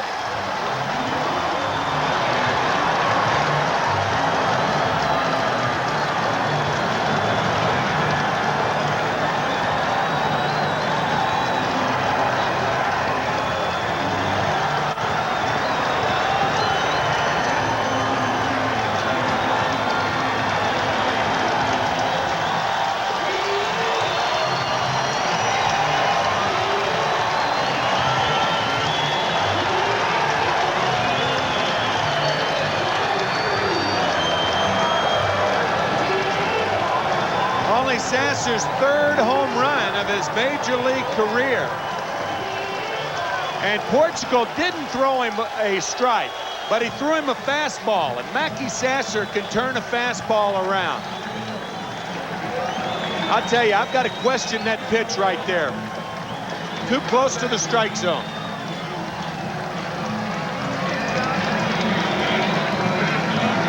Sasser with his first extra base hit of the year, a 3-run home run, his first RBIs of the year, and he has tied the game at 6. And right now, here's a word from Gordon's Krylon. Have tied the game. Look out, old Mackey's back. High fastball on the 3-2 pitch ties it. Good point, too, Ralph. The 3-run homer in the 6th inning of Game 1. Look at the effort by Glenn Wilson. But it was a 3-run homer with 2 out in the 6th inning of Game 1. There's Julio Machado, the Iguana Man. And now the batter is Kevin Elster with a new pitcher in the game. Elster robbed of an extra base hit and 2 runs batted in on a great play his last time up by Biggio in center field, catching the ball against the wall. Darwin 1-0. He has no saves, 1.5050 ERA. 3 walks, 10 strikeouts, 9 hits, and 12 1/3 innings. He appeared in the first game of the doubleheader, worked 1 inning, gave up no runs and no hits. He worked in the 10th inning. Elster takes 2 balls, no strikes. Mark Portugal breezing along until the Mets got 4 in the 6th.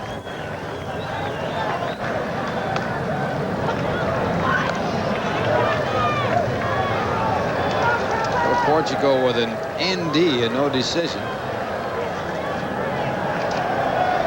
As the ball game is now tied at 6 in the 6th. 2 Mets catchers, Barry Lines and Mackey Sasser, and this pitch of fastball popped up on the first base side. Franklin Stubbs, the first baseman, 2 men away.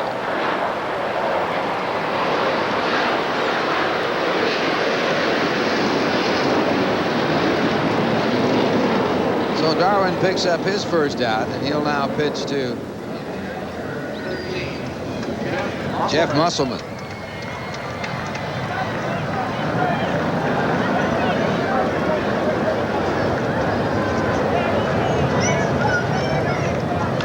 And the ball grounded to the first base side. Picked up by Stubbs. He goes to the bag unassisted and retires the side. But the Mets get 4 runs on 4 hits. 2 of them home runs, one by Strawberry, a 3-run home run by Sasser, and they leave none. The score at the end of 6. The Astros 6, the Mets 6, and now here's a word from O'Doul's. Hey, Ralph, thanks a lot. Kenny Obergfeld's had a fine day. He is 2 for 3. Won a 3-run home run off Ron Darling, and he takes a fastball inside from Jeff Musselman. Obergfeld 2 for 4 with an RBI and a double in game 1. So he's 4 for 7 on the afternoon, and he takes ball 2. There have been 4 3-run home runs in this game, or in this doubleheader. The Earl Weaver approach.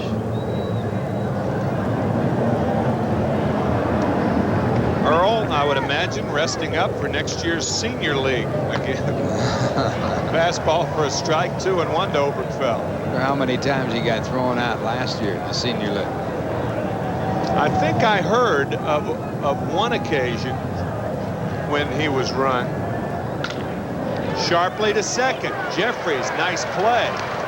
I'll tell you, Jerreries deserves a lot of credit.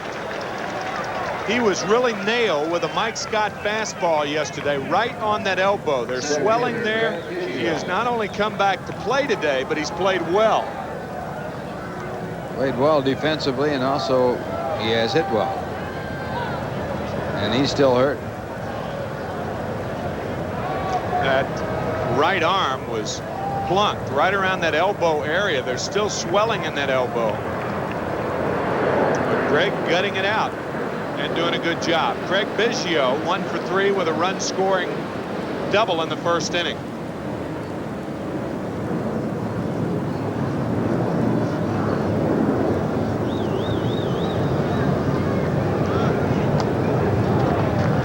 Two balls, no strikes.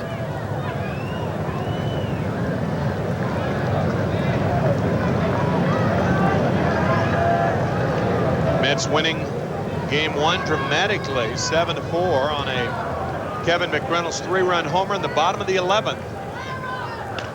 Check swing to the right side. Magadan, 2 outs. Musselman has come in and retired 5 in a row. Pardon me, Tim, but I just want to tell the fans this important announcement. This copyrighted telecast is authorized under television rights granted by the New York Mets solely for the entertainment of our audience. Any publication, reproduction, or other use of the pictures, descriptions, and accounts of this game without the express written consent of the New York Mets and Sterling Doubleday Enterprises LP and WWOR-TV is prohibited. Any commercial or other use of the program, such as by charging admission for its showing, is similarly prohibited. Glenn Davis pinch hitting for Franklin Stubbs, grounds the first pitch to Gregg Jerreries. So Musselman now has retired 3 in a row. And on our GE scoreboard, middle of the 7th, we're tied 6-6.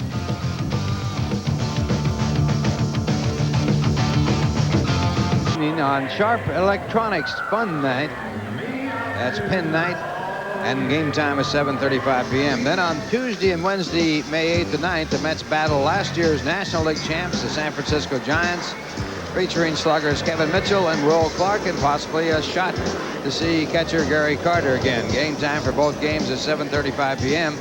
On Friday, May 11th, Tommy Lasorda's LA Dodgers come into town for an exciting weekend series. Friday's game starts at 7:35 p.m. Saturday and Sunday at 1:35 p.m. Good seats are still available throughout the remainder of the homestand. Tickets are available at all Ticketron outlets, Shea's advanced ticket window, or call 718-507-TIXX for more information. All right, Ralph, Glenn Davis stays in the game. He will be at first base, of course. No other changes for the Astros. The Mets tied it with 4 in the 6th. New York playing a scrappy doubleheader against Houston.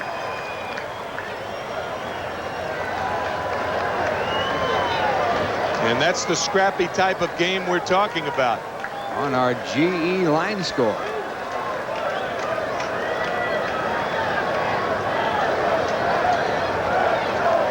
The Mets have only been ahead one time in this doubleheader, and that's when Kevin McReynolds hit the 3-run homer in the 11th inning of Game 1. At no other time have they been ahead. I think the moral of this series is don't get ahead.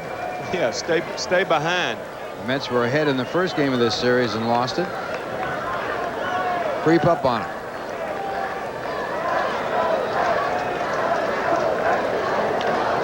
A bunt. Good play by Darwin to nail Jerreries. Had that ball gotten by Danny, it's certainly a bunt base hit. 1 out here in the 7th. On the Nissan National League scoreboard, San Diego defeated the Cubs 8-3. Montreal shut out San Francisco 7-0. Philadelphia beat the Dodgers 9-5. Pittsburgh defeated Atlanta 6-4 in the first game and 4-2 in the second. Cincinnati 5, St. Louis 1. Final score there. Well, that Pittsburgh club is something else. Double scoop for Pittsburgh. That's what the Mets are trying to do. Trying to break a 6-6 tie here in the 7th. 1-0 to Dave Magadan with Howard Johnson on deck. Magadan 1 for 3 on the afternoon. Mike Marshall started in Game 1.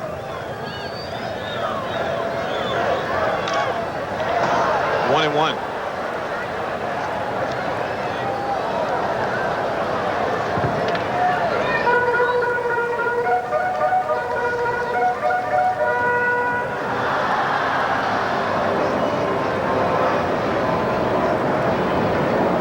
The only time that it would be appropriate to spend 6 hours anywhere and end up with a split is a bowling alley, not a baseball field. Mets are trying to avert that as Magadan fouls it back. Ball and 2 strikes today.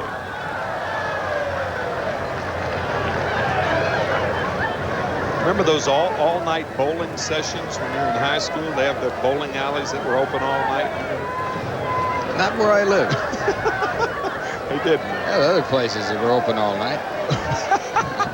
You don't have to divulge anything, but you can if you like. No. Lined up the middle base hit. So Magadan with his second hit.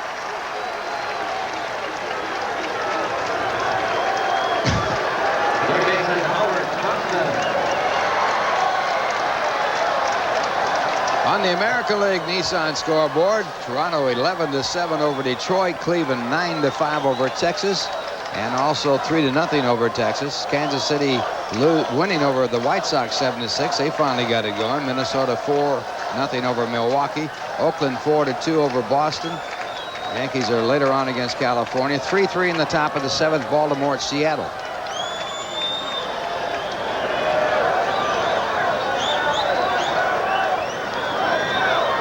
Hojo, a sacrifice fly in the first inning. He's 0 for 2 in this game, 1 for 3 in the first. Ball 1. Dan Schatzeder warming up. Should Darwin fail to get Johnson, Schatzeder most assuredly will pitch to Strawberry, who is on deck.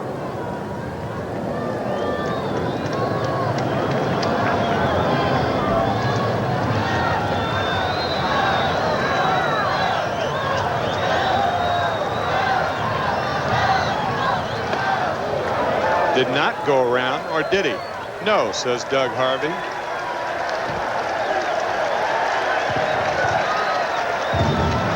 Harvey certainly isn't the most popular umpire in this ballpark today. The balk call that he called on John Franco that gave Houston the lead in the 11th inning. The balk coming with the bases loaded put Houston up 4-3, but the Mets overcame the call and the run as they got the game 7-4.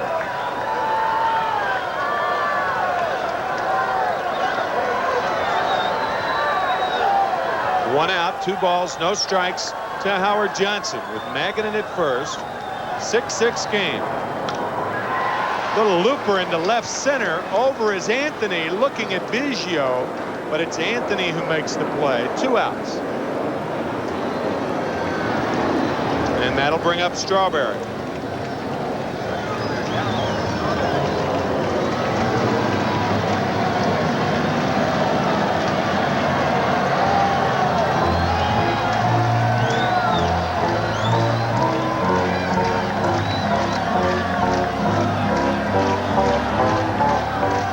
Darryl, a home run his last at bat. Howard Johnson, on the other hand, 0 for 3 in game 2. The Mets won the first game 7-4 in 11 innings. It is 6-6 here in game 2. We are in the 7th. Magadan first, 2 outs. Strawberry has struck out twice and homered.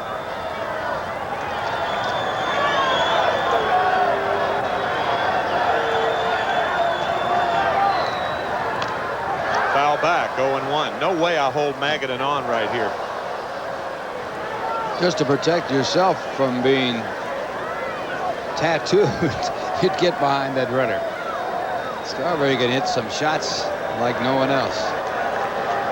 That line drive home run he hit just barely got high enough to clear the wall.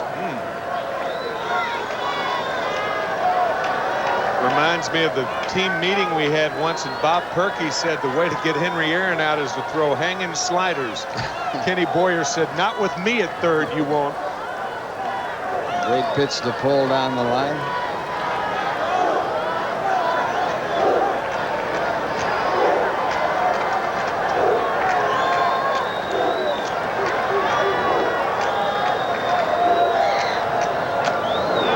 Swing and a miss. No balls, 2 strikes to Strawberry.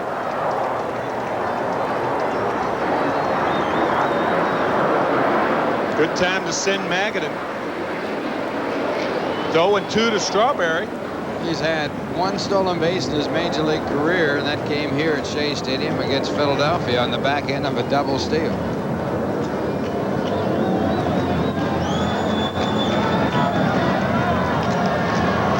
To Darryl. If Magadan's thrown out, Strawberry leads off the 8th inning.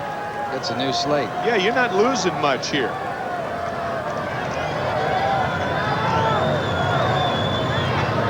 Probably waste this pitch to Darryl in the dirt anyway. Inside corner. So Strawberry down on strikes as Darwin threads the needle. Still 6-6 after 7. We're back after this from Manny Hanny, Manufacturers Hanover. Also add in the fractions. If a pitcher is credited with a complete game, he gets a bonus point. At the end of the season, the man on top will win the AT&T Long Distance Award. All right, Ken Caminetti will lead it off here in the 8th inning, and he fouls one back over our head.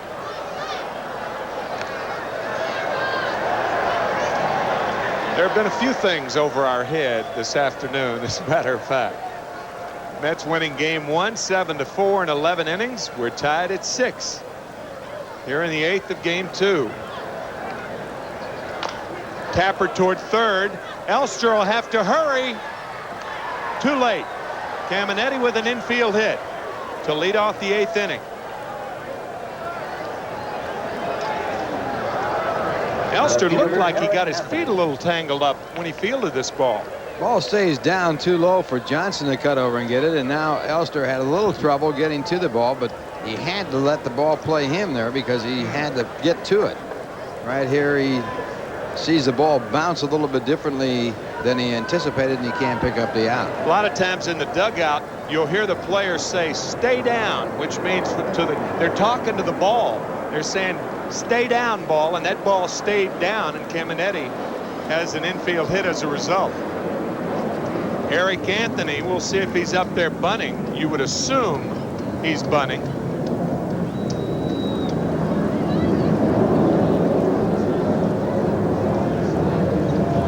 Or as King Arthur said in Camelot, I surmise.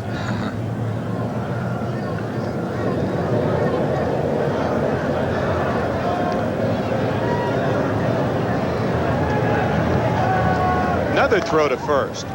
3 in a row by Musselman. In the 11th inning of yesterday's ball game, Anthony was up with a runner on first base and no one out and didn't bunt. He ended up walking on a 3-2 pitch.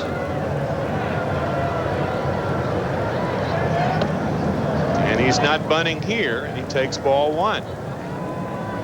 That was in the top of the 11th inning, John Franco's second inning of work. And it was on the road to a bases loaded 2-out situation in which Franco was called for a balk to balk in the go-ahead run.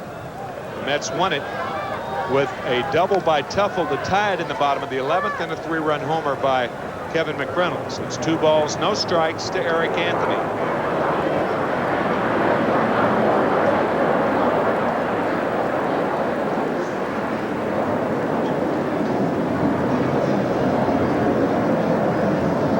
Oh boy, 3-0 to Anthony. Looks like Alejandro Pena is up and throwing for the Mets. He's been throwing for a brief time, but he appears to be ready. There's Alejandro. 3-0 to Anthony. Inside, ball 4. That could be all for Musselman. Jeffrey tired the first 6 that he faced in relief of Ron Darling. No, you don't know what Wilson's going to do. Musselman's a left-handed pitcher. And if he is bunting, if Wilson's bunting, he'd be better able to field the ball than Pena. But Davy Johnson's going to go to Pena. You really can't take that chance. Wilson may be swinging away. So Musselman loses Anthony on 4 straight pitches. He's out of there. The Astros with runners at first and second. Nobody out here in the 8th inning of a tie ball game.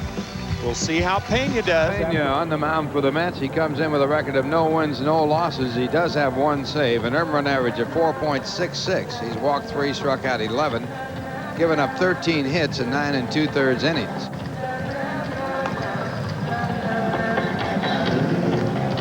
So Pena in relief of Musselman. Alejandro, the 3rd Mets pitcher.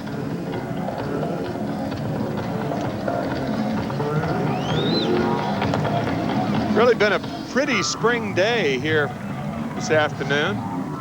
33,000 total in the house. Obviously, some have gone home to dinner. Probably watching the results here on Channel 9. We'll be back at you Tuesday evening when the Giants come to town. Struggling Giants. They lost to Montreal today 7-0. Roger Craig and his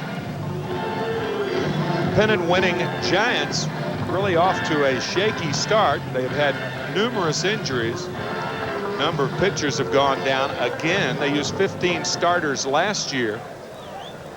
Anyway, they'll be in Tuesday, and then another game on Wednesday night, an off day Thursday, and then the Dodgers come to town this weekend, and we will carry all 3 games for you on WWOR-TV. Glenn Wilson, the batter. The Astros with runners at first and second, nobody out. We're tied at 6 here in the 8th inning. The Mets won game 1, 7-4 in 11 innings.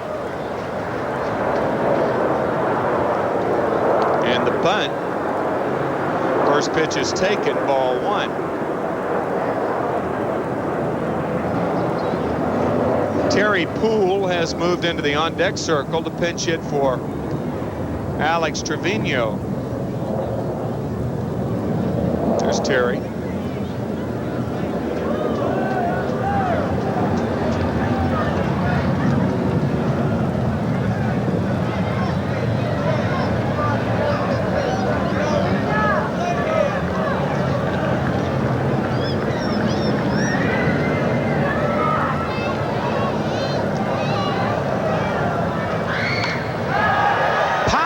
And in foul territory, and Sasser makes the play. Glenn Wilson trying to bunt. Boy, we have seen more botched bunts this afternoon by the Astros. 1 out. Ladies and gentlemen. Well, this is really a big play for the Mets. Number 21. Terry Poole. Runners at first and second and no one out, and the ball popped up, and Sasser able to get to it to make the catch. And the runners have to hold.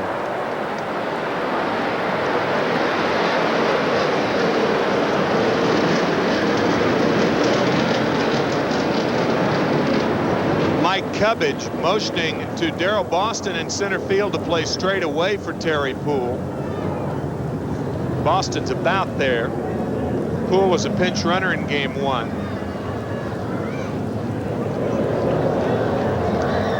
And he fouls one away.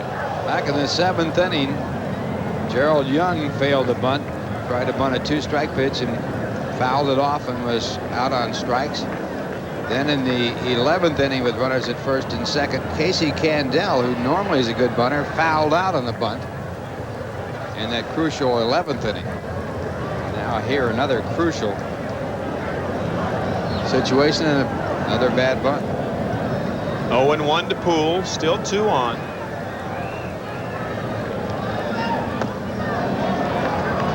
That's the split finger. It's low. It's 1-1 to Terry Poole.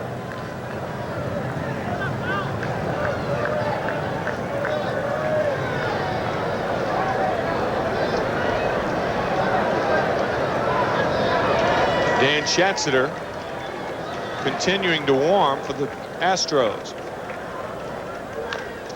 Split finger again, and it's fouled off on the check swing. Fielded by Scrap Iron Phil Garner. Boy, good player.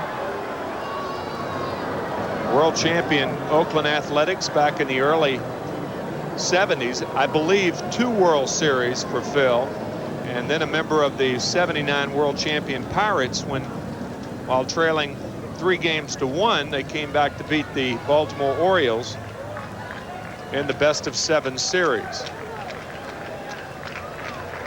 Ball and 2 strikes to Terry Poole. 79, he hit safely in all the games of the playoffs and the World Series.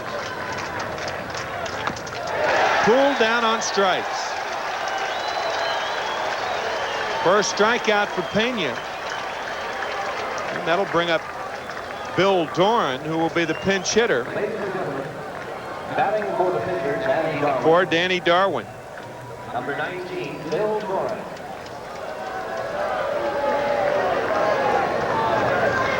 Doran, a pinch hitter in the 10th inning of the opening game of this doubleheader, and he singled hard off of the glove of Howard Johnson. Almost took his glove off his hand. Infielders reminded in this situation to knock the ball down if you can't make the play. That way you save the run. 2 outs, 2 on. 6-6 in the 8th. Outside.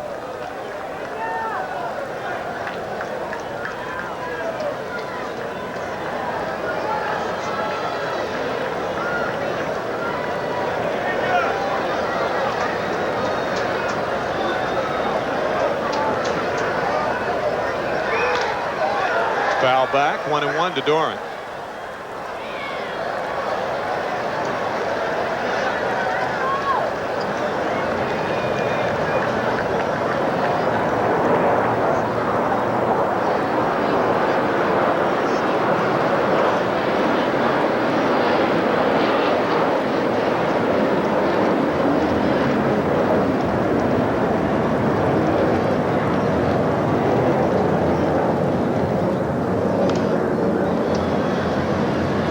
Up, out of play, a ball and 2 strikes to Doran. So Pena 1 pitch away from pitching out of this here in the 8th inning. He entered the game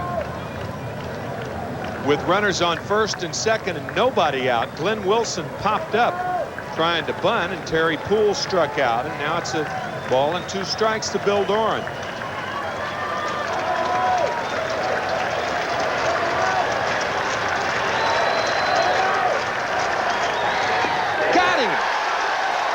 What a job by Alejandro Pena.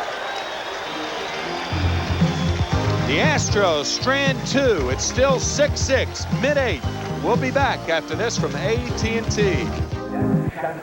Gerald Young, the Astros center fielder. Number 2, Gerald Young. Craig Biggio moves behind the plate. Number 7, Craig Biggio.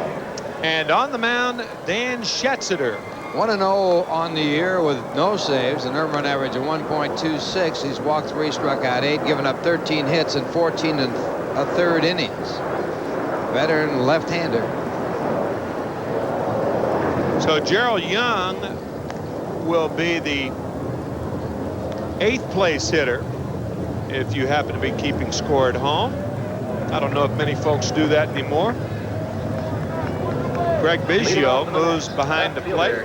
That used to be a ritual, keeping score when games were followed primarily on radio. A lot of fun, really. People still keep score at the ballpark as they watch the ball game. Fills you in a little bit better. Kevin McReynolds, 1 game 1. He is 1 for 3 in this game with a run scored. After Strawberry homered in the 6th, McReynolds singled off Mark Portugal, the starter. Boston doubled for his first National League hit, and Mackey Sasser tied it with a 3-run homer. 2 balls, no strikes to Kevin McReynolds. We're tied at 6 here in the 8th inning. The Mets won game 1 7-4 in 11 innings. Strike 1.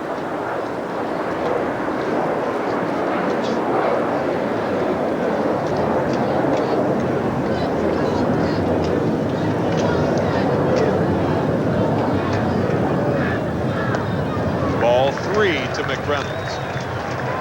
3-1.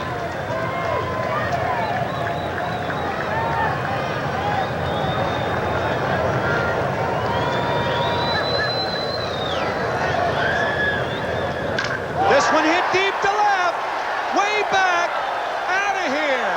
Home run, Kevin McReynolds.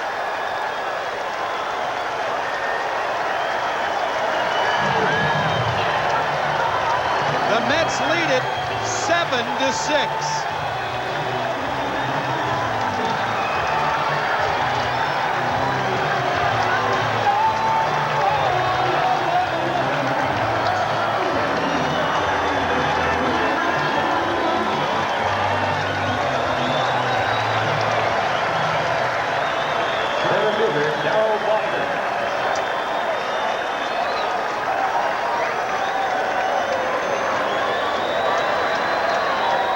And the Mets, for the 2nd time with 4 home runs in the ball game, and this is the 2nd home run for Kevin McReynolds as Strawberry comes up. Darryl Boston flies to left, and there's one away. So the Mets, with the home run ball going in this game, have taken the lead 7-6 on Kevin McReynolds' 2nd home run of the doubleheader, both putting the Mets up, and a 4-home run game again. Kevin McReynolds, the obvious hero, along with Mackey Sasser. Kevin from Little Rock, Arkansas, and today is the anniversary of Arkansas seceding from the Union in 1861. And what has McReynolds done? Left the yard twice. A long foul by Sasser. It's 0-1 to Mackey. His home state left the Union 129 years ago, and he's left the yard twice today with less dramatic results. Succeeded 2 times. He succeeded, they seceded. Yeah. Little looper and a nice play by Darryl Young. 2 outs, 7-6 Mets. How about that? A 3-1 fastball from Schatzeder after Sasser tied it in the 6th.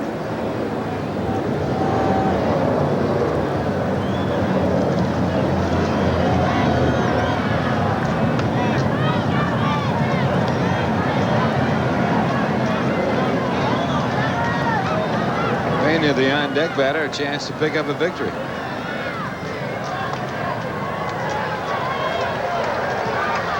The Mets have now hit 10 home runs in the last 2 days against Astro pitching.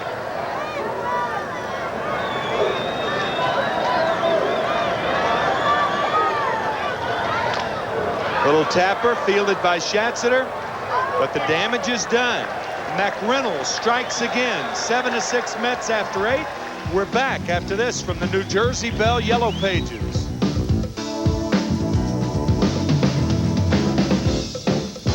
Well, the comes out when we're ready to wrap it up. At least that's what the Mets hope. Leading off for the Astros, shortstop Darryl. Alejandro Pena is in there. Time flies when you're having fun. From sun to moon to Yelding.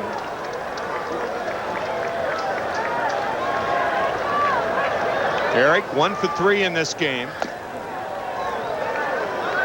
He has been a thorn in the side of the Mets in this, the 6th meeting between these two teams, and he takes ball 1. The Mets have a 1-run lead here in the 9th inning after winning game 1. Strike 1, 1-1.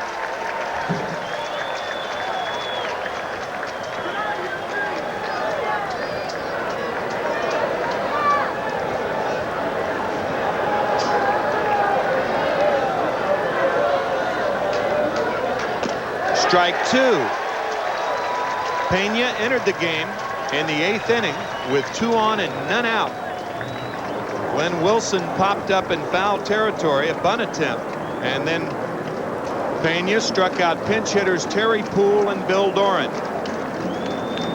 Yelding, Jerreries, 1 out. The Mets have turned a tragic situation into a comic situation. And that's what we hope to do for you folks Friday night when Billy Crystal, Robin Williams, and Whoopi Goldberg will be here at Shea. Here's what happened last year. Dog leg to the left. Oh! Yes! Jesus! Oh! America! Oh! We're the country, America! Oh! Okay! Hey! I turned my head to the side like hope. Hey! Oh! We got a lawyer in right now! Here comes another one. Are you all right, Billy? Yeah, I'll be all right in a minute. Whoa, there it is. You get a good appreciation of how fast that ball comes back. Huh? You still don't move to your right well. I duck. And they're right. We still don't move to our right well. A year later, 1-1 to Obergefell. That's this coming Friday night. Whoopi Goldberg will be joining Billy and Robin and Ralph and I and me. Ball and 2 strikes to Obergefell, and Art Howe has seen his club today behind 2 times right now and at the end of game 1.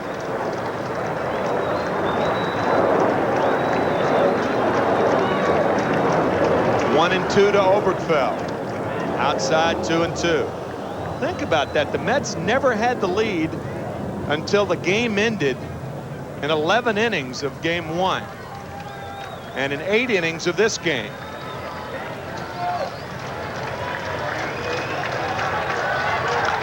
Line foul.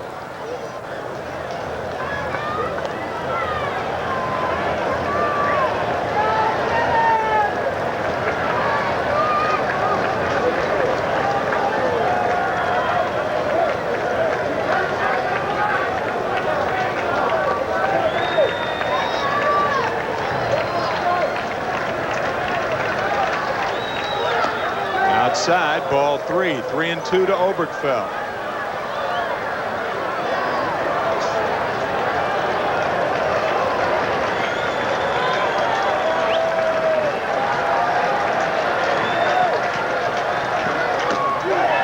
Just misses, so Obergefell walks.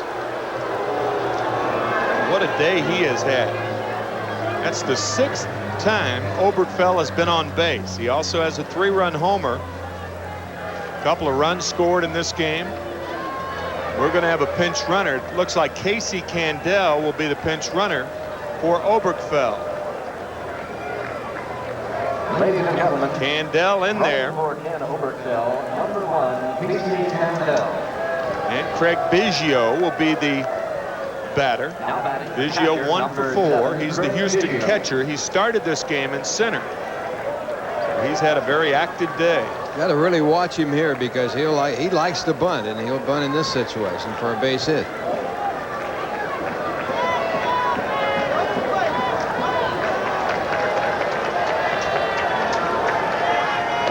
Slider misses.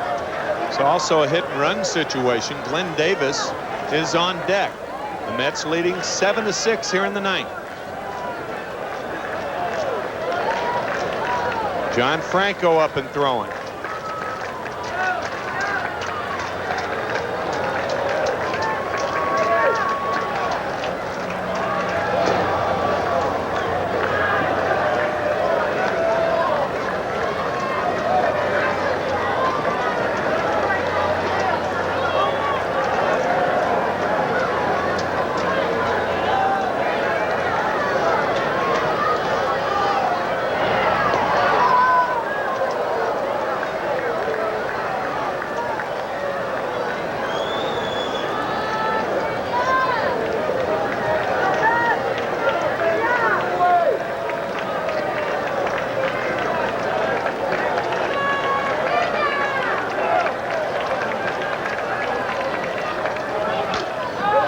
Back 1-1.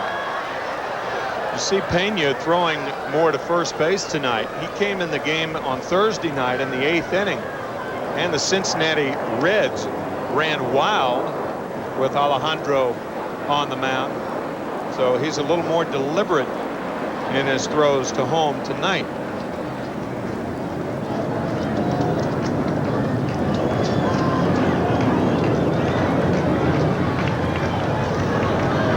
One and one to Biggio.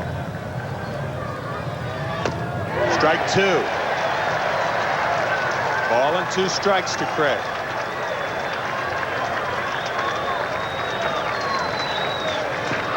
With Davis on deck, you're not going to double Biggio unless he hits it right at an infielder. I doubt that Candel will be running unless the count goes to 3-2.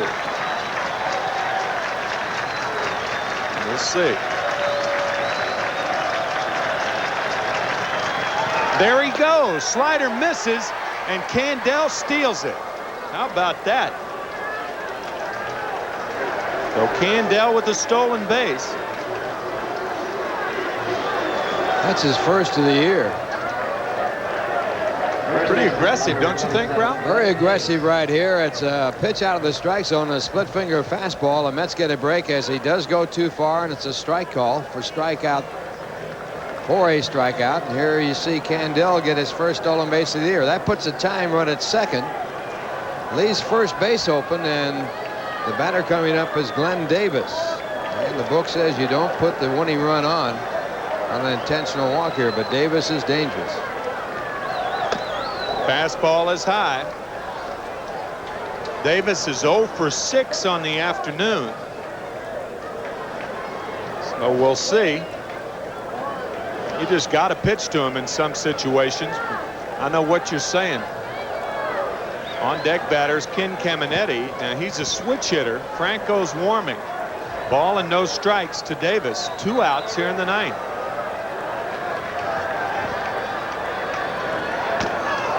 You got to pitch him as carefully as you can, and if you do walk him, it's not the worst thing that has happened. You just can't let him hit something that he can handle. That's right. Leads the National League in total bases with 56. Starting today's doubleheader, that is. 2 balls, no strikes to Glenn Davis.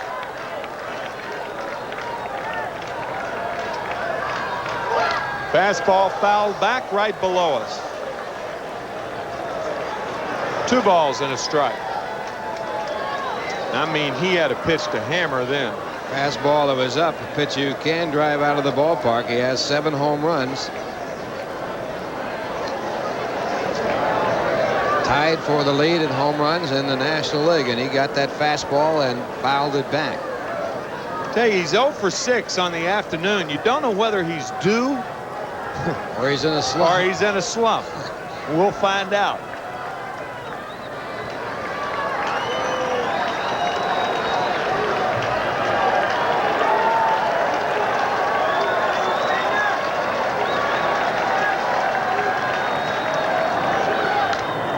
Popped up right side. It could be playable. Jerreries out. Magadan makes the play. Fine play by Dave Magadan. And he gets a congratulatory hug from Darryl Strawberry and Gregg Jerreries.